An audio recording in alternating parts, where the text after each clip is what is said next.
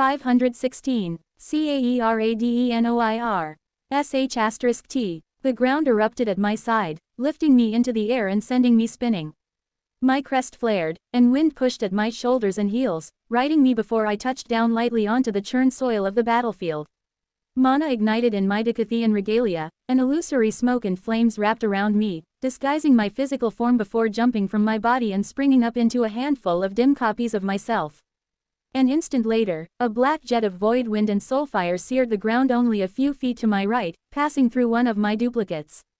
I didn't even have time to look around and get my bearings before throwing myself aside as several more black beams decimated the ground all around me. Aiming wildly, I fired back with all 7 currently active orbitals, each of which emanated a similar black beam. I sensed, rather than saw, the soulfire glance off a powerful mana signature. Wraiths, I thought as I scrambled across the ground, my duplicates shifting around me, melting and then reappearing in different places to further disguise my location. My counterattack had barely faded before I pulled the orbitals back into a defensive structure instead. The 7 silver shards, zipping like little birds around me, connected with each other, their stored mana fusing into a barrier. A heartbeat later, another ray hit, this time directly into my shielding. The barrier broke, and I sucked in a breath as mana was dragged out of me to replenish the orbitals. Desperate, I looked around for a safe place to take cover, knowing I couldn't take another such strike. If not for the increased strength and power I'd gained since meeting Gray, or Arthur, I'd already be dead, I knew. The battlefield was chaos. Smoke and dusk occluded everything, and the constant flashing of spellfire only served to further blind me. The original Loyalist army had taken heavy losses in the first exchange, but I could hear shouted orders and sense their battle groups reforming as our own forces were trapped between them and the beasts flowing out of the 2 Relictum's portals. The appearance of an entire battle group of wraiths just as Arthur disappeared into Tegrin Kylum was the death knell of our ability to remain organized. Before I could find a place to take cover, 2 Loyalist strikers caught sight of me through the gloom. I was trapped between them and the wraith at my back, who I hadn't even gotten a good look at. Another heartbeat passed, and I felt a swelling of mana behind me, the wraith preparing for another volley. A bright yellow-orange flash lit the murk, temporarily blinding me. A bright intent collided with the dark signature of the wraith, and a gust of wind blasted away all the smoke and dust for several hundred feet in every direction. Chull. The 2 strikers had taken half a step forward before flinching back as the impact rolled over us all. I didn't hesitate, wind pushing my feet as I sprang forward, clearing the 15 yards with a single bound and bringing my blade around in 2 quick cuts. The first striker barely got a stone-covered arm up to deflect, but my sword skated off it and caught him in the temple. Fear caused the second striker's mana to waver, and the flames around his sword dimmed just as my own collided with it. His cheap steel snapped at the hilt, and the red blade of my weapon buried itself in his ribs. Before their bodies had even hit the ground, I leapt atop a boulder, which sat in the crushed remains of a large tent. From there, I was finally able to get a look around the battlefield. Chull clashed with 3 wraiths 50 feet above the battlefield. One, a 4-horned man with glowing red eyes, gripped the haft of Chull's weapon in one hand while clawing at Chull's throat with the other. Black flames crackled against bright orange phoenix fire, sending out whistling flares that crashed into the battlefield below them. Wherever they fell, men screamed and died. The second wraith, a woman wrapped so deeply in shadow that I could not make out her features, sent out tendrils to wrap around Chull's wrists and ankles, preventing him from breaking the hold of the first. A huge man with horns that curled down his jaw fired sparkling bullets like black diamonds that burst with acid on impact, each one finding its mark against Chull even as the other wraiths wrestled with the half-phoenix. On the ground, Wolfram's forces were struggling to reform their lines. After the strikers broke, the shields and casters had been pushed back until they could go no farther due to the barrier around Tegrin Kylum. With that gone, they were falling back and regrouping, while the strikers flowed in from around the mountain pass. Their number had already been cut in half at least.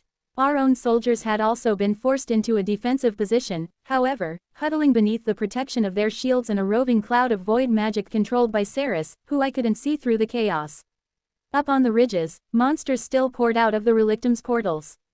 4 of Arthur's exoforms stood on each plateau, slaughtering the creatures as they appeared. I thought I had seen one pierced through by a massive blood iron spike, and I did not know where the last exoform had gone. I took all this in with a sweeping glance, my mind racing. Chull is the strongest combatant on the field, which is why they're piling on him. If they take him out, there will be little the rest of us can do against them. Ceres's ability to scour away the connection between a mage and their mana is powerful, but when they're grouped up like this, the wraiths are stronger. I sensed the building up of mana an instant before a spell struck me, a bullet of ice, which shattered against the mana cladding my skin but still knocked me off the rock on which I'd been perched. My orbitals all swung in the direction the spell had come from, and I locked eyes with a caster, hidden behind a crystalline shield of mana and flanked by 2 strikers. Their shield brought up the rear, 20 feet behind them. Gritting my teeth, I pushed mana into the orbitals. Soulfire lanced from the 7 silver spikes, and the crystalline shield grew to protect the entire battle group. The crystal shattered on impact, the sound echoing like a punctuation mark throughout the valley, and Soulfire gouged into all 4 mages almost simultaneously. The shield had only enough time for her eyes to widen a fraction of an inch before the beam scorched her chest cavity. It took less energy to push Soulfire into their flesh and let them burn from the inside, but such a death was slow and needlessly cruel. There was a rush of air and fire, my ears popped, and the collision of mana signatures took my breath away. I fell flat on the ground as a shadow passed over me, and the 4-horned wraith crashed through several lines of nearby tents. I jumped back to my feet and sprinted toward where the wraith had fallen. In the distance, a single figure was flitting around the edges of the Alacrian forces, bombarding them with spells. Suppressing my signature as best I could in the heat of combat, I kept my focus locked on the end of the long trough left by the wraith's fall, watching for any hint of movement or flare of power. I could tell from the continuing mana signature that the wraith was not dead, but his aura was weakened. Soulfire ignited around the red blade of my sword, and I drew back for the strike just as I reached the lip of the crater, and my pulse skipped as I found it empty. Something took hold of my hair from behind, and I felt my head begin to jerk backwards.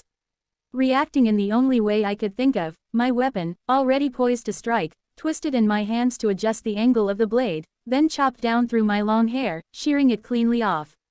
I stumbled forward at the sudden release of tension and threw myself into a diving roll that brought me back up facing my opponent.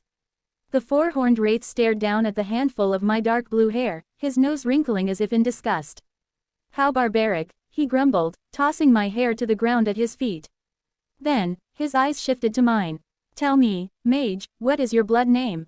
For your act of cowardice, I would quite like to hunt down your lineage and exterminate them one by one. I swallowed heavily, unable to break eye contact with the wraith. My orbitals hovered between states as my thoughts faltered. I could not fight this creature one-on-one.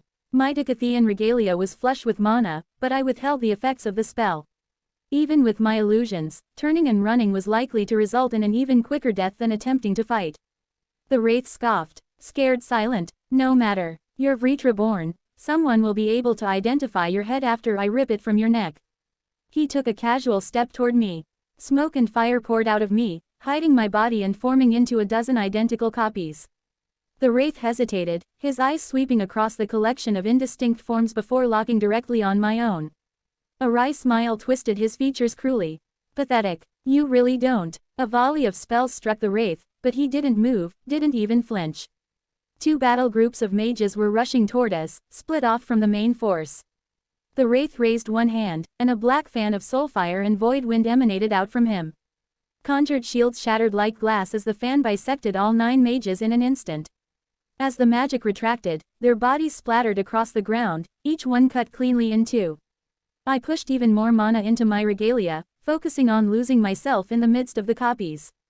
My orbitals spread out, haloing randomly within the cluster and launching beams of soulfire at the wraith as I prepared to dodge his counterattack. A black shape, rippling with reflected gold from the wound above, flew over my head and slammed bodily into the wraith. The immediate collision triggered another shockwave, sending me skidding backwards 15 feet and momentarily disrupting my orbitals, which flew off in every direction. A squat figure wrapped in what looked like black diamonds pummeled the wraith with an oversized hammer. The ground around him was cracking as he sank into it with each blow, warped gravity visible twisting the air as the dust and smoke was pulled from it. Recognizing the form as Lance Micah Earthborn, I tossed a glance back to where the primary loyalist force had only moments ago been warding off her attacks. She had left them in disarray, but no less than 10 battle groups had broken away and were closing in on our location. Taking a fortifying breath, I steadied the flow of mana through my regalia. The scattered, smoke and fire copies surrounded the wraith, some darting into feign attacks, others continuously moving. In a moment of inspiration, I extended the smoky camouflage to Micah, and half of my copies flickered into a new shape, taking her form. My orbitals flashed back into place around me, and 7 beams of black flame bore down on Wraith, but they seemed to glance off harmlessly as he dodged back from Micah's blows, his counterattacks piercing smoky illusions but missing the real lance. "He's a caster," I shouted to her as I watched him fight. Wraiths, like all Alacrians except the Scythes, were primarily trained to fight in battle groups. Without strikers to keep us off him or a shield to defend him, he was vulnerable. "Keep him pinned down." His eyes flicked in my direction, and he tossed a ray of mana back at me, but it speared through one of my copies. Micah's hammer collided with his outstretched arm, slamming it down, but the other snapped toward her, gripping her by the throat. Flames licked between his fingers against the indistinct black diamond armor. There was a horrible crack as the armor began to break. My orbitals bombarded him with strikes, but they did no lasting damage. He was just too powerful. With each heartbeat, more and more of Micah's armor broke and fell away. She clawed at the Wraith's arm with one hand and punched her hammer into the side of his head ineffectually with the other. The 7 controlled orbitals came together in front of me, their power building as I prepared a single focused strike at his arm. But the shadows shifted, and a second Wraith appeared, cutting me off from Micah and the 4-horned caster. I released the strike, jumping backwards and adjusting my target, but shadows swallowed the soulfire. A white slash appeared in the face where the mouth might have been, and then dozens of inky tendrils lashed out in every direction. I threw myself back, recalling my orbitals into their defensive formation, but I was too slow. The tendrils struck with whip-crack speed, cutting through each of my regalia's conjurations and lashing across my chest, slamming me to the ground. My vision swam. Dark motes of black and purple seemed to swallow the light, and I thought I must have hit my head. Just as quickly, my vision cleared and I rolled onto my side. The shadowy Wraith had turned her back on me and thrown up a swirling shield, but a cloud of void magic ate right through it and then pushed into the 4-horned Wraith. His mana signature flickered. Pushing myself onto my knees, I felt for the tethers to my relic bracer's orbitals. They had been tossed away again when I was struck, but they zipped back into position around me. I took a firm mental grip over those tethers and fed as much mana as I could into them, until each silver spike unleashed a dense, continuous beam of soulfire at the shield Wraith's back. She twisted with impossible speed, a second whirling shadow shield appearing between me and her. 2 beams slipped through, striking her in the hip and stomach, but the rest impacted harmless against the barrier. Behind her, beyond the 4-horned Wraith and Micah, Ceres strode toward us, a look of intense concentration on her face as she fought for control over her void spell. As Ceres's spell ate into the man's magic, Micah, no longer covered by my smoke and flame illusions, slammed her hammer across the back of his wrist, breaking his hold over her. Her armor was broken in a dozen places, and I could feel the Wraith's soulfire inside of her, already burning her life force. But the lance didn't stop swinging. She drove the head of the hammer into his face with a sharp punching motion, then swung it over her head and around into his knee. She smashed the haft into his teeth, then lifted the hammer over her head, but a tendril of shadow from the shield Wraith wrapped around it, fighting for control. Somewhere nearby, there was a horrid outpouring of mana and an incredible explosion that nearly drove the air from my lungs. Choking on the power, I pushed all of my focus and as much mana as I could maneuver into my blade for a second time, then I was sprinting toward the Wraiths. Several misty tentacles shot toward me. My orbitals flashed into their defensive mode, connecting and forming a shield around me. A round-headed mace, blazing with phoenix fire, burned a bright line in my vision as it passed like a meteor through the shadows. The woman and tendrils both melted away, and the mace buried itself in the solid rock with a tremendous crash. I leapt over the resulting crater, and my sword carved a dark red arc through the air. The 4-horned Wraith's head spun around, snarling. He shoved Micah and turned a spell that had been building toward Ceres on me instead. My blade fell. His outstretched hand, fingers splayed and palm radiating black fire, spun into the air, connected to his arm only by a trail of blood. An instant later, Micah's hammer connected with the side of his head, and he was driven onto one knee. Ceres's void magic rushed out of him, and I felt his mana signature wane. Spinning around him, I swung with all my physical and magical strength. Skin parted, the barrier of his mana gone, then, my arms jerked painfully as the sword caught in his neck. Soulfire blazed from his wound, his own warring with mine. Growling like an animal, he began to stand, threatening to jerk my weapon out of my hands. Micah's hammer struck him between his shoulders, and he sank back down. Her hammer landed again on the back of his head, driving him to all fours. Then again, and he slumped. My blade slipped free. Micah shook, struggling to lift her hammer, her concentration waning. I could feel the soul fire beneath our skin. She was dying. I raised my sword to deal the killing blow. Suddenly, Micah was flying away as a dark tendril wrapped around her waist and throat. There was a blur, and a blunt-faced woman in blood iron armor collided with Saris. The ground trembled with the force of their impacts, and I nearly lost my footing. The four-horned wraith rolled over onto his back, coughing up blood but grinning. My nostrils flared, and I drove my blade into his sternum and through his core. His body tensed from the pain, then released. Those hateful eyes rolled back to stare at me, and he took his final breaths, the grin never falling away. But at least his soul fire will no longer be devouring Micah's life energy. You will regret that, a hissing voice said in my ear. I yanked my weapon free and spun, but instead of the shadowy wraith I found myself looking across the destroyed encampment at Wolfram Redwater leading 50 loyalist soldiers toward me.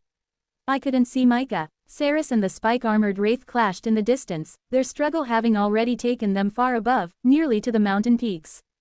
The force of Chul's onslaught pulsed in my chest like the beating of my own heart. But the smoke and dust was settling again, stealing away my view of the wider battlefield. Well, great, I muttered, holding Wolfram's two-tone eyes. The pompous prick made a show of giving hand signals to the closest battle groups, and his forces began fanning out. In the distance, hidden within the dust, I could hear the bulk of the remaining loyalists driving toward the center of our own meager army. With a final gesture, Wolfram surged forward, those following him spreading out to surround me. I reached for my regalia again, this time feeling the tug on my core as I rapidly burned through my mana. I'm glad it's me, Wolfram shouted once he was close enough to make himself heard over the din of battle. You deserve to die at the hands of someone who respects you. A muscle in my jaw twitched as I considered his treachery. For years, Wolfram had spied on Saris for Dragoth. He had revealed this fact when attempting to kill me and allow Dragoth through the barrier around Sesklar. No matter who inevitably kills you, Wolfram, you are certain to die at the hands of someone who has no respect for you at all, I said, my voice echoing through the illusions fanned out to my sides, further disguising my real position. I flicked the wraith's blood off my sword and strode toward the oncoming loyalists. Saris Vritra. My senses struggled to track the remaining wraiths as Lance Micah Earthborn pummeled the four-horned one into the ground and Kara slid her blade from his neck. It was well orchestrated on Agrona's part. First, he baits Arthur past the barrier and into the decay field, a spell that seemed designed specifically for Arthur. Then, the wraiths, experts in shrouding their mana, appear just as Arthur takes the greater part of our strength into Tegrin Kylum and immediately vanishes. If we had hoped to find Agrona hiding away within his fortress, weak and afraid, it seems we were denied. Before Micah and Kara could finish the wraith off, there was a blur, and I found myself face to face with the one woman on this battlefield I knew was truly a danger, the wraith, Perhata. The very same one who had led the attack on Sovereign Oludari. I raised my arms to ward off her blow, but the force of it was still enough to send me hurtling backwards. I glanced off an outcropping of rock, then flew into the air. I could feel the twin relictum's portals beneath me, the Decathian exoforms holding back the monsters. Silrit was directing the remainder of our forces on the ground. I could feel his eyes on me, too, but I did not give the signal for him to offer assistance. Perhata flashed across the battlefield. Her lithe frame, jet black hair, and sweeping horns were hidden within an armor of interlocking black spikes.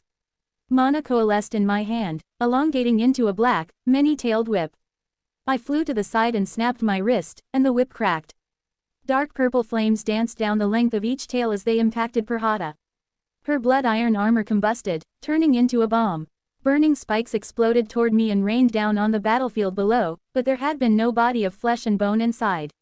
I threw up a barrier, dissolving the spikes that came at me direction as I searched for the wraith. At the last second, I dropped, and a crushing backhand blow whooshed over my head, just missing the tips of my horns. Spinning in the air, I pushed upward with my mana, sending out a wide beam of decay-infused magic, the black flecked through with veins of dark purple. Perhata caught the attack on one forearm, dividing the beam so that it flew past her to either side, her black spikes regrowing as fast as the void beam broke them down. Your reprieve is over, unblooded, the wraith snarled as my spell faded. Clever of you to wait until Arthur was gone, I answered nonchalantly, floating up until I was eye to eye with her. I'm told your defeat at his hands was just as thorough as it was casual. The spikes unfolded away from her face to reveal the predatory smile beneath. Agrona has destroyed Arthur Lewin without lifting a finger. It has been left to me to sweep up the rest of the rubbish. I cocked a brow at her. Reduced to Agrona's maidservant. How pathetic. Her grin only sharpened as the spikes rolled back over her face. I am ever his humble servant, unblooded. She shot forward, her hands outstretched as if to take me by the throat. I rotated around the lunge, knocking her away with a swift kick to her ribs before turning and flying away at speed. The center of the valley was swallowed by the two armies locked in combat. Shields flashed, broke, and flashed again all over the battlefield.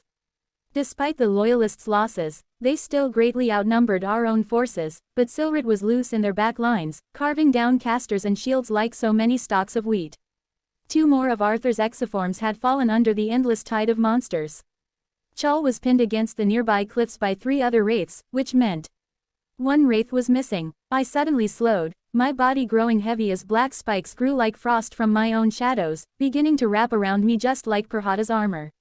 Leveling out, I spun like a top, oozing dark motes of void to break down her mana, and I nearly collided with another dark shape as it formed in front of me. Twisting away, I dodged a double-handed strike from the conjuration, but I was still slowing as I struggled to fight off the spell entombing me. From the corner of my eye, I saw as the missing wraith, little more than an Ichurus shadow, materialized behind Silret. The strike fell before my eyes could even widen in fear, and my retainer went skipping across the ground like a stone, killing a dozen loyalist mages in the process. There was movement all around me, a dozen or more suits of black, spiked armor. I dipped and wove between them, focusing all my effort on creating a void barrier around me that her mana could not pass through, but her control over her own mana was tremendous. Breaking her hold was as difficult as attempting to pry open the jaws of a pitvor. Shadow suddenly blocked out the golden light spilling from the rift above us, and a chunk of tree-covered soil collided with the eastern cliffs, impacting directly above the Relictum's portal. The mountainside ruptured with a cataclysmic crash, and the portal frame shattered. The 3 exoforms were hurled off the stone shelf along with tons of rock, and I lost sight of them in the resulting cloud of dust. My whip cracked again, hardening into several spears of mana that pierced the hearts of as many armored forms. Dark fire ruptured within them, obliterating my targets, but none were the real Perhata. A spike hit me from behind, breaking down against my void barrier but still hitting me in the ribs like a punch and spinning me in the air. A spiked arm wrapped around my throat from behind, and my mana waged war against Perhata's, dissolving her conjured spikes even as more continued to form in their place. Several more suits of armor surrounded me, and blows began to rain down. The spell cladding my skin shattered. Mana formed a dark sphere around my core, which then pressed rapidly out of me. Blood iron fell away into dust at the edges, and each of the several armored forms was knocked away. I could see into the hollow space within each one, all empty except for the forearm still pinned against my throat, now exposed. I gripped her arm in both of my hands and pushed motes of void black and dark purple into the flesh. The mana strengthening the limb dissolved, and I wrenched myself free, spun while twisting her arm, and drove both my feet into her chest, launching myself away in a flying backflip. Mana built up in front of me, and as I completed my rotation, I released it. A thin dark line split the sky, striking her in the sternum and erupting. Perhata vanished within a sphere of purest black. All around me, the armored forms she controlled shuddered, then began to fall to pieces. I took a steadying breath, already looking around for Silret. He was on one knee, surrounded by the enemy, the shadowy wraith approaching. But the dwarven lance was there, hurling spells and hammer blows all around her, keeping them back. I needed to reach her and Silret before. Perhata flew out of the void denotation, her flesh ruptured and bleeding, her mana signature diminished, but a wild, raw look of bloodlust on her face. Blood iron spikes flew like bullets from her body, and I drew a curtain of void wind between us. The spikes ground to dust against it, until my strength gave out and the shield broke. Hot pain blossomed in my leg, stomach, and shoulder. Mana formed a lightless spear in my hands, and I held it forward to catch her on it. She was too fast. With a gauntlet of black spikes wrapped around her hand, Perhata battered the spear aside and slammed into me. I was thrown backwards, unable to control my flight, until the stone of the mountainside arrested my momentum. Rock gave way, collapsing around me and cutting out the golden light that lit up the night, and everything went dark. 517. Before taking that step, I slammed the shutters between Arthur's mind and mine. I couldn't explain the river's pull on me, and I feared what it might do to him if our thoughts were still intertwined when I entered its currents. Suddenly assaulting him with indecipherable input while he was fighting off this creature might be his unmaking. Much like I could not maintain our connection while he was under the influence of King's Gambit, I thought the river's draw might overwhelm him. Even past my mental defenses, I felt him startle as he caught sight of me standing up to my knees in the swiftly moving current. My consciousness was already being drawn away from me, out into the current. It was not taken, not ripped away to become something else, but extended. I was a child of time. My experience through it had not been linear, and that insight was written across the surface of my core. The etheric waters tugged at my legs, and my feet slipped in the silt, but my body was grounded. It was my mind that roamed, but not just down the river of time but up it, too. I resisted the urge to follow those currents, instead drawing from the river just as it did from me. I needed to understand it before I could utilize it. But there was no time. I almost laughed at the irony, then suddenly Arthur was on his back, his attacker breathing harsh words into his face. Life. Hated, awful life. Must end you. Empty. You. Two thin arms grew out from the thin torso, long-fingered hands reaching for Arthur's throat. Understanding be damned, I clawed at the water. My power erupted out of me, and time lurched to a stop. But the pull of the river pressed against me, an unnatural dam to its motion. Arthur barely got out of the way, and then suddenly my hold over the ether was ripped away from me. I saw myself, my life, my choices. Birth and rebirth, victory and defeat, shadowed at all times by the specters of my mother and father, and my grandfather, but buttressed in equal measure by my bond brother and father, friend and ally, master and servant all at once. As I felt the twisting roots of my existence spread up and down through the river, I also felt just how inextricably connected Arthur's roots were to my own. We truly were bonded, even symbiotic, neither of us existing without the other, a living paradox balanced on a single golden thread. The thought of him was like a tether back to the present. Claire stood alone before the etheric apparition. Arthur was preparing to attack. Look, I thought, and then, as sudden as a guillotine, it was over. The others began to speak, and though I joined in where I found my thoughts needed, most of my awareness was spread out through the river. Its waters, not water, not really enveloped me up to my waist. Despite the speed with which it moved, the surface was glassy, interrupted only by the fine ripples caused by my body disturbing its passage. In those ripples, I saw the metaphor of my presence disturbing the river of time, the way in which I'd reached across it, passed over and through it, changed myself to be a part of it. In the reflection of the smooth water, I saw myself.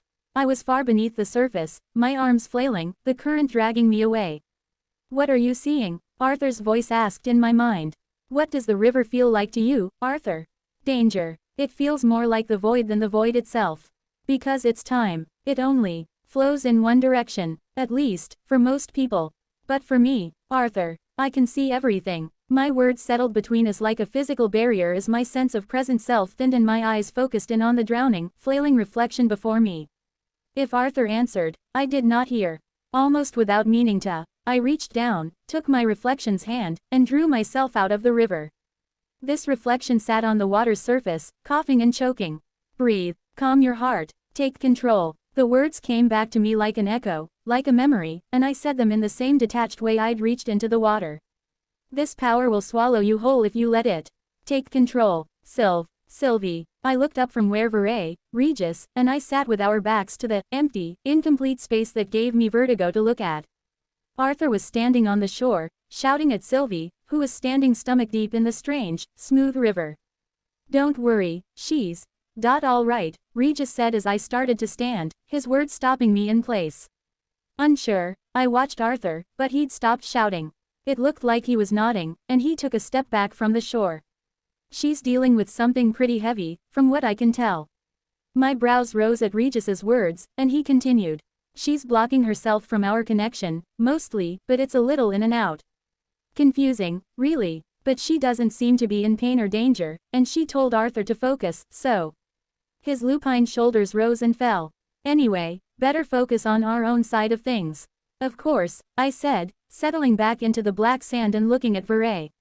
Her eyes were closed but darted around beneath her lids, her stoic features fixed in a serious grimace of concentration. I'm sorry, Veray, you were saying. One dark eye opened to regard me. I was asking if you were able to feel where the mana and ether collide. I cleared my throat and straightened my posture, struggling to grow comfortable with the armor wrapping around me like a scaly fist. Sort of. I can't feel the flow as clearly as you, but can sort of picture it. Explain, she said, her eyes closed again, a heavy pressure emanating from her. I gave a small shake of my head as I struggled for words, but of course, she couldn't see me. Cecilia had this ability. She could see the individual particles of mana, both atmospheric and the mana formed into a spell. I can't, I added quickly, not wanting to give her the wrong impression, but sometimes when I close my eyes and really feel the mana, I can sort of imagine that I can. A fine line appeared between Vere's brows as they knit together. Like Arthur can. Interesting. But this was some aspect of her being the legacy, not something she gained through integration. Right. I chewed my lip, thinking. I wonder. But you're sensitive enough to detect the elemental typing of small pockets of mana, right? How finely can you sense? Individual particles, maybe. She didn't answer right away. I felt the pressure emanating from her increase and knew she must be reaching out, extending and focusing her senses in order to answer my question. All of the mana here is purified, held in the spell. There is no atmospheric, elemental mana. I frowned. But surely that's not. My own senses turned back to the mana. As a white core mage, I was far more sensitive than I'd been before my long internment inside my own body, but much less so than Cecilia had been. The mana in this place was shaped and moving, as if constantly being actively cast as a channeled spell. I'd never been anywhere with no atmospheric mana, however, and all atmospheric mana was elemental in nature. How didn't I notice that before? Although I spoke out loud, I was mostly asking the question to myself. My eyes fell to Regis, who was sitting beside us keeping a careful watch up and down the shoreline. Is it normal for the relictums to not have elemental mana? His bright eyes sparkled with amusement. No such thing as normal in here. Assuming, here, even as the relictums. I'm not convinced. But if we aren't inside the relictums, that means this spell is not a creation of the ancient mages. And yet this cannot be a natural phenomena, as there is no atmospheric mana here. Then, who is casting this spell? My eyes fell to my lap as I considered Vere's question, but nothing in Cecilia's insights or the memories of my time with Agrona helped answer it. Movement ripped my gaze back up to the sea an instant later as something emerged from the water. It formed between Sylvie and Arthur, who quickly threw himself back as Claire's exoform flashed across the beach, her sword held in two massive, taloned hands. The newly formed creature, very similar to the first, stared at Sylvie for a single moment before turning on the approaching exoform. Claire waited a breath for the manifestation to adopt its focus to her. Its power swung wildly from impossibly strong to undetectable in the moments after it appeared, as its attention settled entirely on Claire. It lunged for the exoform. The massive blade was an orange streak in the dark, and then the thing was gone, never even making it out of the water. Claire and Arthur convened to discuss something. Sylvie had not even moved. I wasn't sure if she'd even noticed the creature's appearance. Byron was flying back up the coastline toward the others, wrapped in thunder that, to me, felt like a physical manifestation of frustration. But past them all, just at the edge of the indefinable wall to my right, I saw it again. A shifting movement, like a dark silhouette against a lightless backdrop. A humanoid shape. I thought I'd seen it before, but when I looked again, it had been gone, and no one else had seen it. This time, however, the longer I looked, the more solid the shape became. I need to stretch my legs, I said uncomfortably. Vere's only reply was a huff of air through flared nostrils, but Regis stood and padded to my side. I opened my mouth to tell him it was okay, but immediately realized he would likely not listen to me, but also that I would be more comfortable if he stayed with me. What is it? He asked, his voice a low growl. You see something, don't you? I nodded. My feet sank into the sand as we walked along the shoreline past where Arthur and Byron were speaking. Arthur's eyes followed me, his brows rising slightly, and I could tell he was holding back something he wanted me to say. I won't go far, I assured him. He gave me a tight-lipped, chagrined sort of smile and rubbed the back of his neck. I laughed softly. I don't need to be in your head to know what you're thinking. Regis answered with an amused snort. Funny, because I am in his head, and I don't understand the princess half the time. We passed them by, and more details of the shadowy form came into view. I thought it, or rather her, to be a tall woman with blue or maybe purple skin, garbed in an ornate and flowing robe. I blinked and rubbed my eyes. She was floating about 6 inches off the ground. But even as I noticed it, she seemed to as well, and her form shifted like shadows underwater. She was standing on the ground. You still don't see her? I asked, not taking my eyes from the woman in case she vanished while I wasn't looking. Her, Regis responded, looking around. She's just at the edge of the viewable space, I answered only to bite off my words as my head swam. I'd looked slightly too far to the right, bringing too much of the wall of nothingness into view, and you're definitely not, you know, losing your marbles.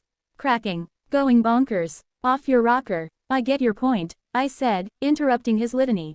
But I don't think so. You should be more confident in yourself, a voice sounded in my head, stiff and feminine. I pulled up short, perhaps 30 feet away from where the woman was standing. Was that you? Yup, definitely losing it, Regis muttered beside me. Yes, assuming you're speaking to me. The woman cocked her head slightly, and I realized that she had runic tattoos all around her face and on the backs of her hands. I didn't expect anyone, even you, to be able to see me. A miscalculation, clearly. It must have something to do with the way in which we're entangled. Entangled, I thought back, and then, your voice. I recognize it. Your GA. I looked her physical body up and down, and then had another realization. She wasn't physical at all. What I saw was some kind of projection into the relictums or wherever we were. I said as much in my head. Right on both counts, as the saying goes, she answered. I am here to keep an eye on you all. In the unlikely event that you ever leave here, I will need to inform High Sovereign Agrona, of course. But you're all also quite fascinating, as is this place. I am ever so curious about how you'll interact with it. I looked down and to my left, finding Regis staring up at me with bright eyes. His lupine brows rose, and I copied the gesture. His eyes flicked from mine to my sternum, my core. I frowned, uncertain, his head cocked slightly to the side. I bit my lip and nodded. The large, shadowy wolf became incorporeal and see-through, then condensed, losing his form, before finally drifting into my body as he'd done when bringing me Arthur's armor. I shivered at his intrusion in my core, and something inside me rebelled at the idea of sharing my body with another presence.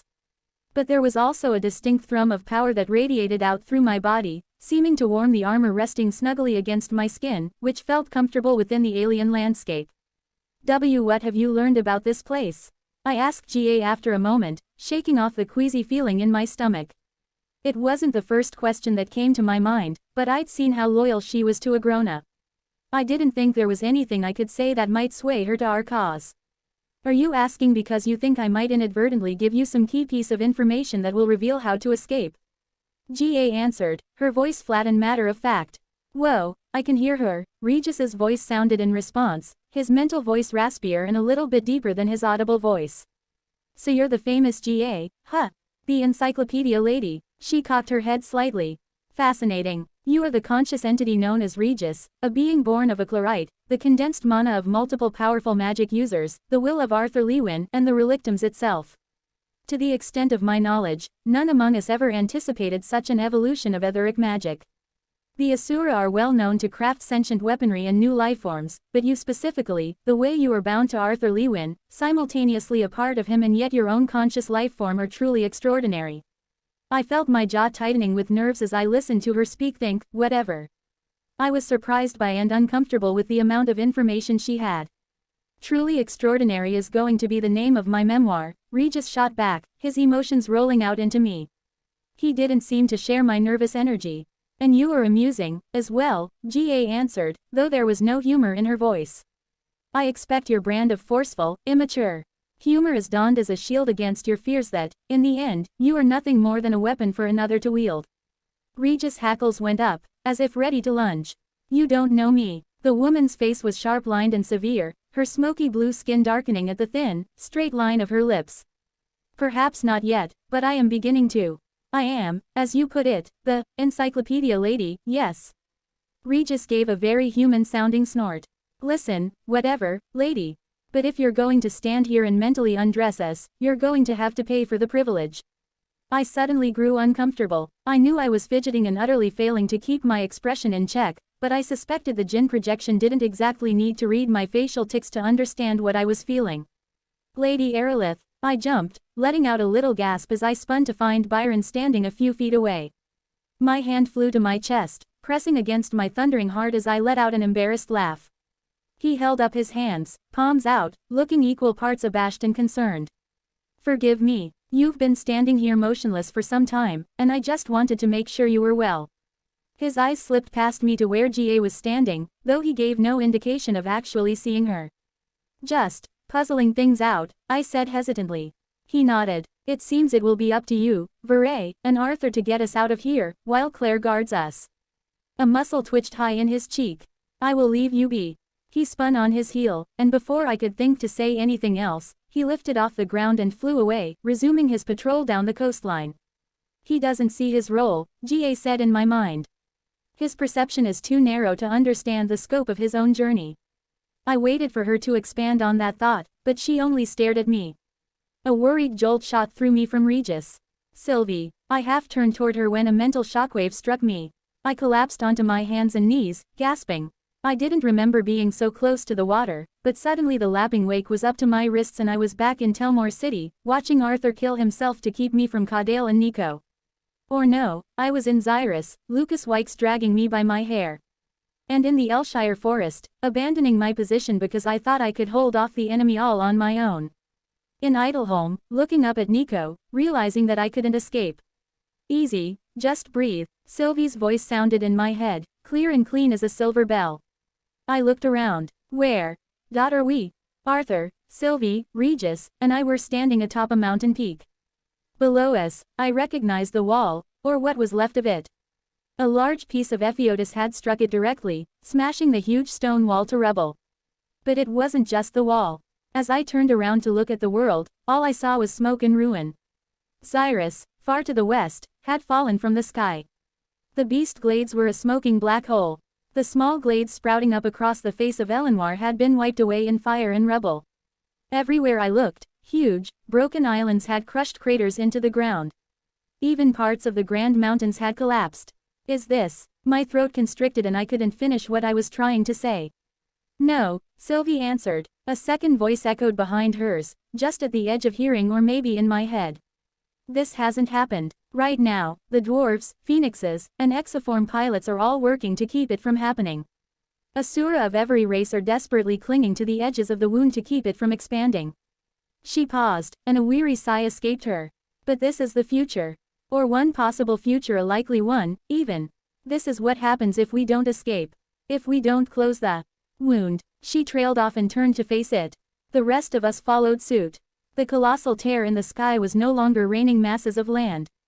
As we watched, it shrank. It's closing, I muttered. Arthur took my hand. Epheotis is gone. Now it's just. Suddenly the wound contracted from the size of the sky to a single small rift hovering over the beast glades like a bright amethyst eye. Then, an eruption, a nova of ether, rolling across the beast glades before slamming into the Grand Mountains to the south of us. The mountain range exploded outwards, pieces spreading across the Darvish foothills.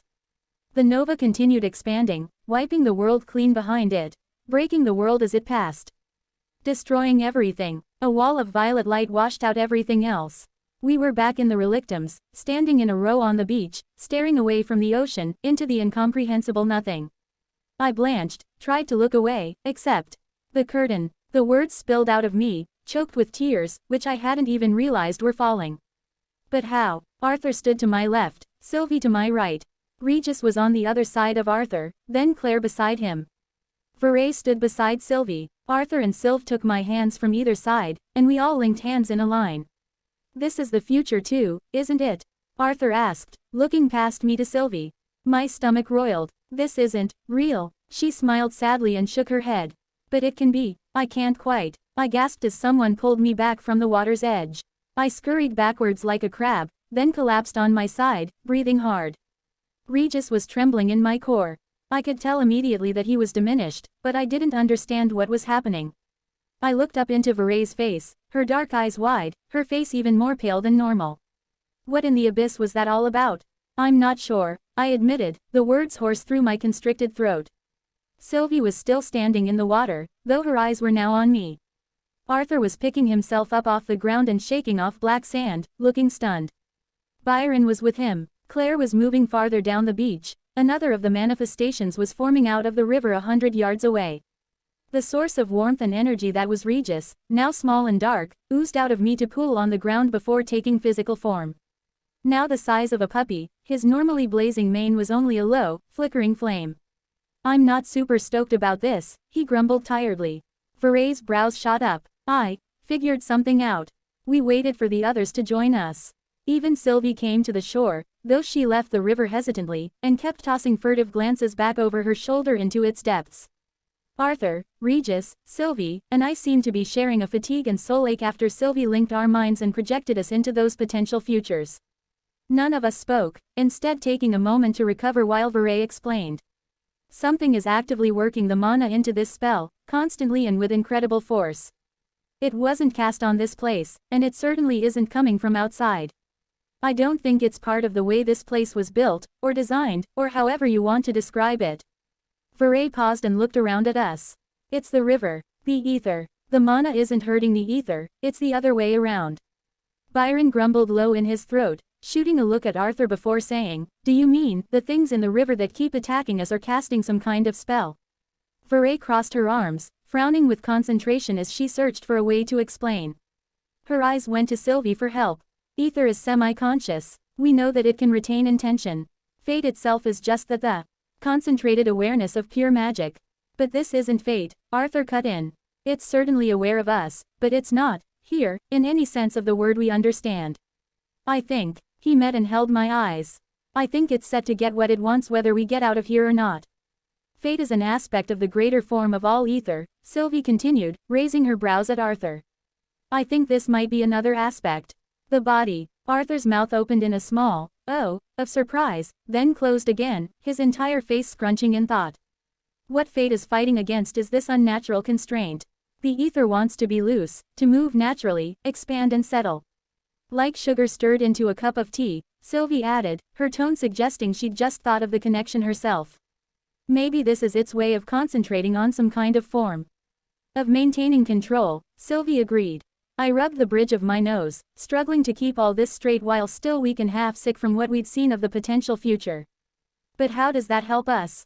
Byron asked, his and Veray's eyes going from Arthur to Sylvie in turn as they each spoke. It explains the pull this river has, Arthur said, staring out into the water. Claire waved from where she had posted up as guard, having quickly defeated the last apparition to appear. I can't overpower the body of ether, can't even see the interaction in the mana the way Veray can, since the pull on all ether around us is so strong.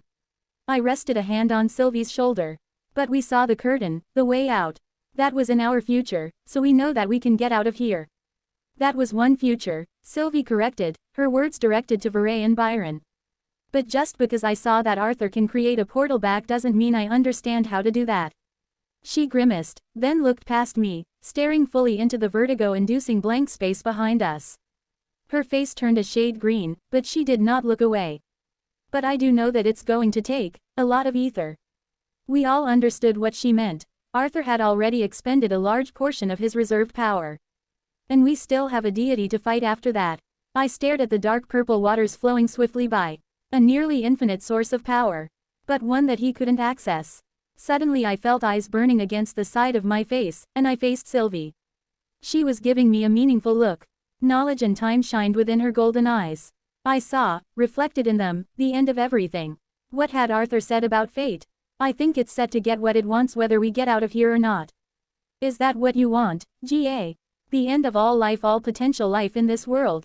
There was a long pause, during which I lost track of what the others were saying. When the voice answered in my thoughts, it carried a tinge of finality. No. 518. I pulled back, retracting my presence from the relictum's edge. My systems flickered with the light and energy that formed and maintained this projection of my conscious mind. Crystal now replaced the soft gray matter that once held my thoughts, memories, and personality. And why? Why had those of us who would stay behind do so? All of Jinkind had given everything of ourselves to build the relictums, but the others and I had literally given everything over to the maintenance of our eternal project. This thought did not flicker through my consciousness bitterly. The question wasn't asked in the act of second-guessing my own actions. But I did answer myself. To ensure our knowledge survived. To protect it. To find those who might wield it in ways we could not, even to save ourselves. The entire reason for my existence was to ensure that the sum total learning of our species did not go extinct with us. Even if a single shining beacon of knowledge and hope were to take the information stored within our great encyclopedia and leave this world, to share the knowledge of ether with beings of different worlds, differing times, that would resemble the accomplishment of my task. Resemble. I hitched, catching on the word. I spent some time floating at the edge of nothing, circling the word, resemble. I had meant to think of the word, represent. And yet I hadn't. Such a mistake could foreshadow some failure of the complex mechanisms and magic that maintained my mind, but more likely, it was evidence of conflicting results of the many simultaneous and parallel thought processes happening inside the matrix of my brain. I examined those conflicts with care. Arthur Lewin and his companions, meanwhile, moved to enact their plan. My sense of their actions was limited, as I needed time away from the prodding of Tessia Aerolith to reach the culmination of these considerations. It was eerie, the way she could sense and connect with my consciousness when I fully manifested it into the space at the relictum's edge to watch them. But then, she had met me as the legacy and so was more aware of me. I should have expected it. Their plan hinged on Vere Ore's ability to interrupt and withhold the mana's constant pressure, giving Arthur Lewin the necessary leeway to draw on the river of ether and fold space out of the relictums to punch a hole back into the physical realm. Given the human woman's recent integration and the strength of the river's pull, which limited Arthur Lewin's capabilities, some light calculation suggested their chances of success were no higher than 30%. This, of course, was related only to the creation of an exit. The ability to actually leave was a very different matter. When I felt ready to focus again, my consciousness stepped back into the space between the Etheric River, the relictums, and nothing at all. I kept myself deep within the murky edge, where I knew they could not look without their minds rebelling at what they saw. Tessia Aerolith was crouched beside Vere Ore, deep in conversation. The manifested lifeform, Regis, sat with the pair, his ears twitching as they turned toward every noise that manifested. No, cancellation alone doesn't seem to do anything, the human woman was saying. This could be due to a lack of insight into the spell's formation, or perhaps the raw power of the intent holding the mana in its current form. Mana rotation, as Arthur suggested, does seem to be helping me connect to the spell, but it's a slow process. Tessia Aerolith squeezed the other woman's forearm. Sometimes insight comes slowly, other times in a sudden burst. Any luck with seeing the particles? I'm mentally picturing them as my senses follow their movement, but I can't actually see them. The young elf frowned thoughtfully and drew something in the sand with her fingers. Regis, can I show you something? Regis responded with an affirmative but careless shrug, then melted into incorporeal reality before joining his physical form with hers. Is that what you want, Ga? The end of all life, all potential life, on this world? That had been this young woman's question to me in the wake of the adolescent dragon's vision. My answer had been simple and obvious, but I still struggled to grasp its meaning. In the end, it came down to mathematics. I had a single purpose. Statistically, any given course of action made my success more or less likely, and one major benefit of my current situation was that being implanted within the housing matrix made me prodigious in the calculation of probability. For a long time, Agrona's work in the relictums, the central focus of our encyclopedia within the culture he built, represented the best, and generally, only, method likely to result in true understanding and dissemination of the knowledge we had stored. Sylvia Indrath had represented a potential branching network of possibility, and though I could not have foreseen the appearance of Arthur Lewin, I had since come to understand why I had felt such a tectonic shift in the nature of probability from Sylvia. And since then, every action by either Agrona or Arthur Lewin had brought them more into equilibrium. Two different routes to success. Ones that resembled one another, and yet were in reality quite different. The math had shifted. Once Ephiotis had been fully exhumed from the dimensional pocket in which it resided, Agrona would likely be the lone survivor of this world. There would be no civilization to continue the Jinn's research into ether. But my purpose did not require the people of this world. Together, Agrona and I could take the knowledge of Jinn kind and search for other people with other magic who might be better equipped to understand it. For, there was no doubt at all that when the etheric pocket formed within the skin of this world eventually ruptured, ether would find its way to every corner of the universe, farther than even the eyes of my people had been able to see. I could not appropriately calculate any kind of honest or realistic probability of success. The unknowns were as vast as the space between stars. And then there was Arthur Lewin. If he proved successful, the new races of this world, elves, dwarves, and humans, would survive, along with the Asuras. The etheric realm would be released in concert with the needs of these people, instead of antagonistically to their very lives. The unknowns were fewer in this scenario, but the likelihood of success was equally difficult to calculate, or rather, they were low, and I was hesitating to admit it. Why am I acting so human? I asked myself, turning briefly away to examine the interior stability of my housing. Physically and structurally, of course, I was fine. But emotionally, I found myself shaken. Calculating probability was very different from the vision of a lifeless world in flames. This was something I could not remember since. An image flashed through my thoughts all at once, a world on fire, but not the future. The past. I began to dissociate, shutting off all thought and acting purely as a passive observer to what was happening. Arthur Lewin had approached the two women. Their conversation had paused as they nervously watched Claire Bladeheart, pilot of the machine they called an exoform, face off against an etheric apparition. She cut it down quickly, and their attention returned to their conversation. A soft glow emanated from Arthur Lewin's lower back, shining through his shirt. From the subtle realignment of his gaze, he was looking at the constantly flowing pressure of the mana pushing down on the etheric river. Regis had transitioned from Tessia Aerolith to Vere Ore, whose own eyes charted the same path as Arthur Lewin's. Her expression was uncertain at first, then her eyes widened in surprise and excitement. Byron Wykes returned from his watch. His jaw was set, his eyes moving nervously from Vere Ore to Arthur Lewin. Their conversation heated up, and their progress built momentum. Like a stone rolling down a hill. The likelihood of their success increased. They were on the right path and would reach the necessary conclusion even without my assistance. As I processed this, I returned to myself. If I'd had a physical body, a tremor would have run down my spine, and goosebumps would have roughened my skin. As Vere began to cycle the mana through her, absorbing and expelling it simultaneously. In a constant rotation, the others stepped back, the conversation settling. I took this moment to slip out of the space, retracting my senses back to Tegrin Kylum. Agrona was waiting for me. The reliquary had been relocated. The narrow halls and dozens upon dozens of small, locked rooms were now wide open, a huge, flat, empty expanse around my crystalline housing. It felt empty, even lonely, without all those small but constant blips of magic from the nearby artifacts and relics. Agrona regarded me, obviously having sensed my attention. His features were sharp, identical to the flesh golem he'd carved of Kernos Vritra's body, which his mind had inhabited for so long. His mouth was currently turned down in a questioning frown. The red of his eyes, a bloody crimson, leaked beyond the edges of his pupils. He'd been pushing himself too hard, expending and absorbing mana in quantities even he was struggling to keep up with. At least he'd donned his armor, a full suit of white dragon scales, their edges tinted red. "You need to collect yourself," I said, knowing better than to pander to him. My voice was hollow and resounding in the wide open space. They have bypassed the first obstacle. Those who were drawn into the portal with Arthur Lewin have complementary abilities beyond what he could have accomplished himself. There is no doubt he himself will prove capable of what lies ahead. They do not yet see the final barrier, but I calculate there is now a 95% chance they will free themselves before Ephiotis fully emerges through the torn rift. He sighed dramatically and one hand went to a horn, but he hadn't bothered to replace the ornaments that normally hung from them. The hand lowered to his face, and his fingers drummed along the edge of his jaw.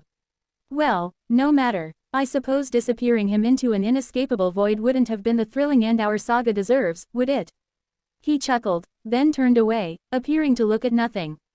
Everything is ready here. I was just about to go reward Ceres's victory by dropping a mountain on her and all her blood traitors, but I suppose she can wait a little bit longer. I wanted to ask him if he was certain about his course but knew that would only reveal my own uncertainty in the process. Agrona never questioned himself or second-guessed his decisions. It was one of his greatest strengths. There would be no altering his course. But I didn't want to, not really. That purity of vision was what made him so likely to succeed. I pulsed light through the crystal housing and pushed back into my connection with the relictums, quickly navigating through several dozen chapters before reaching the very edge of relictums, a space that had formed but was not built. Time had progressed quickly for Arthur Lewin and his companions. I noticed the change in the flow of mana immediately. Vere Ore floated 20 feet off the ground, just above where the river met the black sand. Her hands moved in a constant, weaving rhythm in front of her, and she mumbled a repeating sequence of focusing chants. Mana flowed into and pushed out of her in equal measure as the force of her will leaned into the pressure of the mana constricting the river. Arthur stood below her, his back to the river. Each time it lapped at the shore, the etheric waters caressed his bare feet, just touching him. With each touch, violet sparks shimmered over his skin like stars reflecting on water. He was absorbing the ether, a touch at a time, siphoning off only a hint at each contact.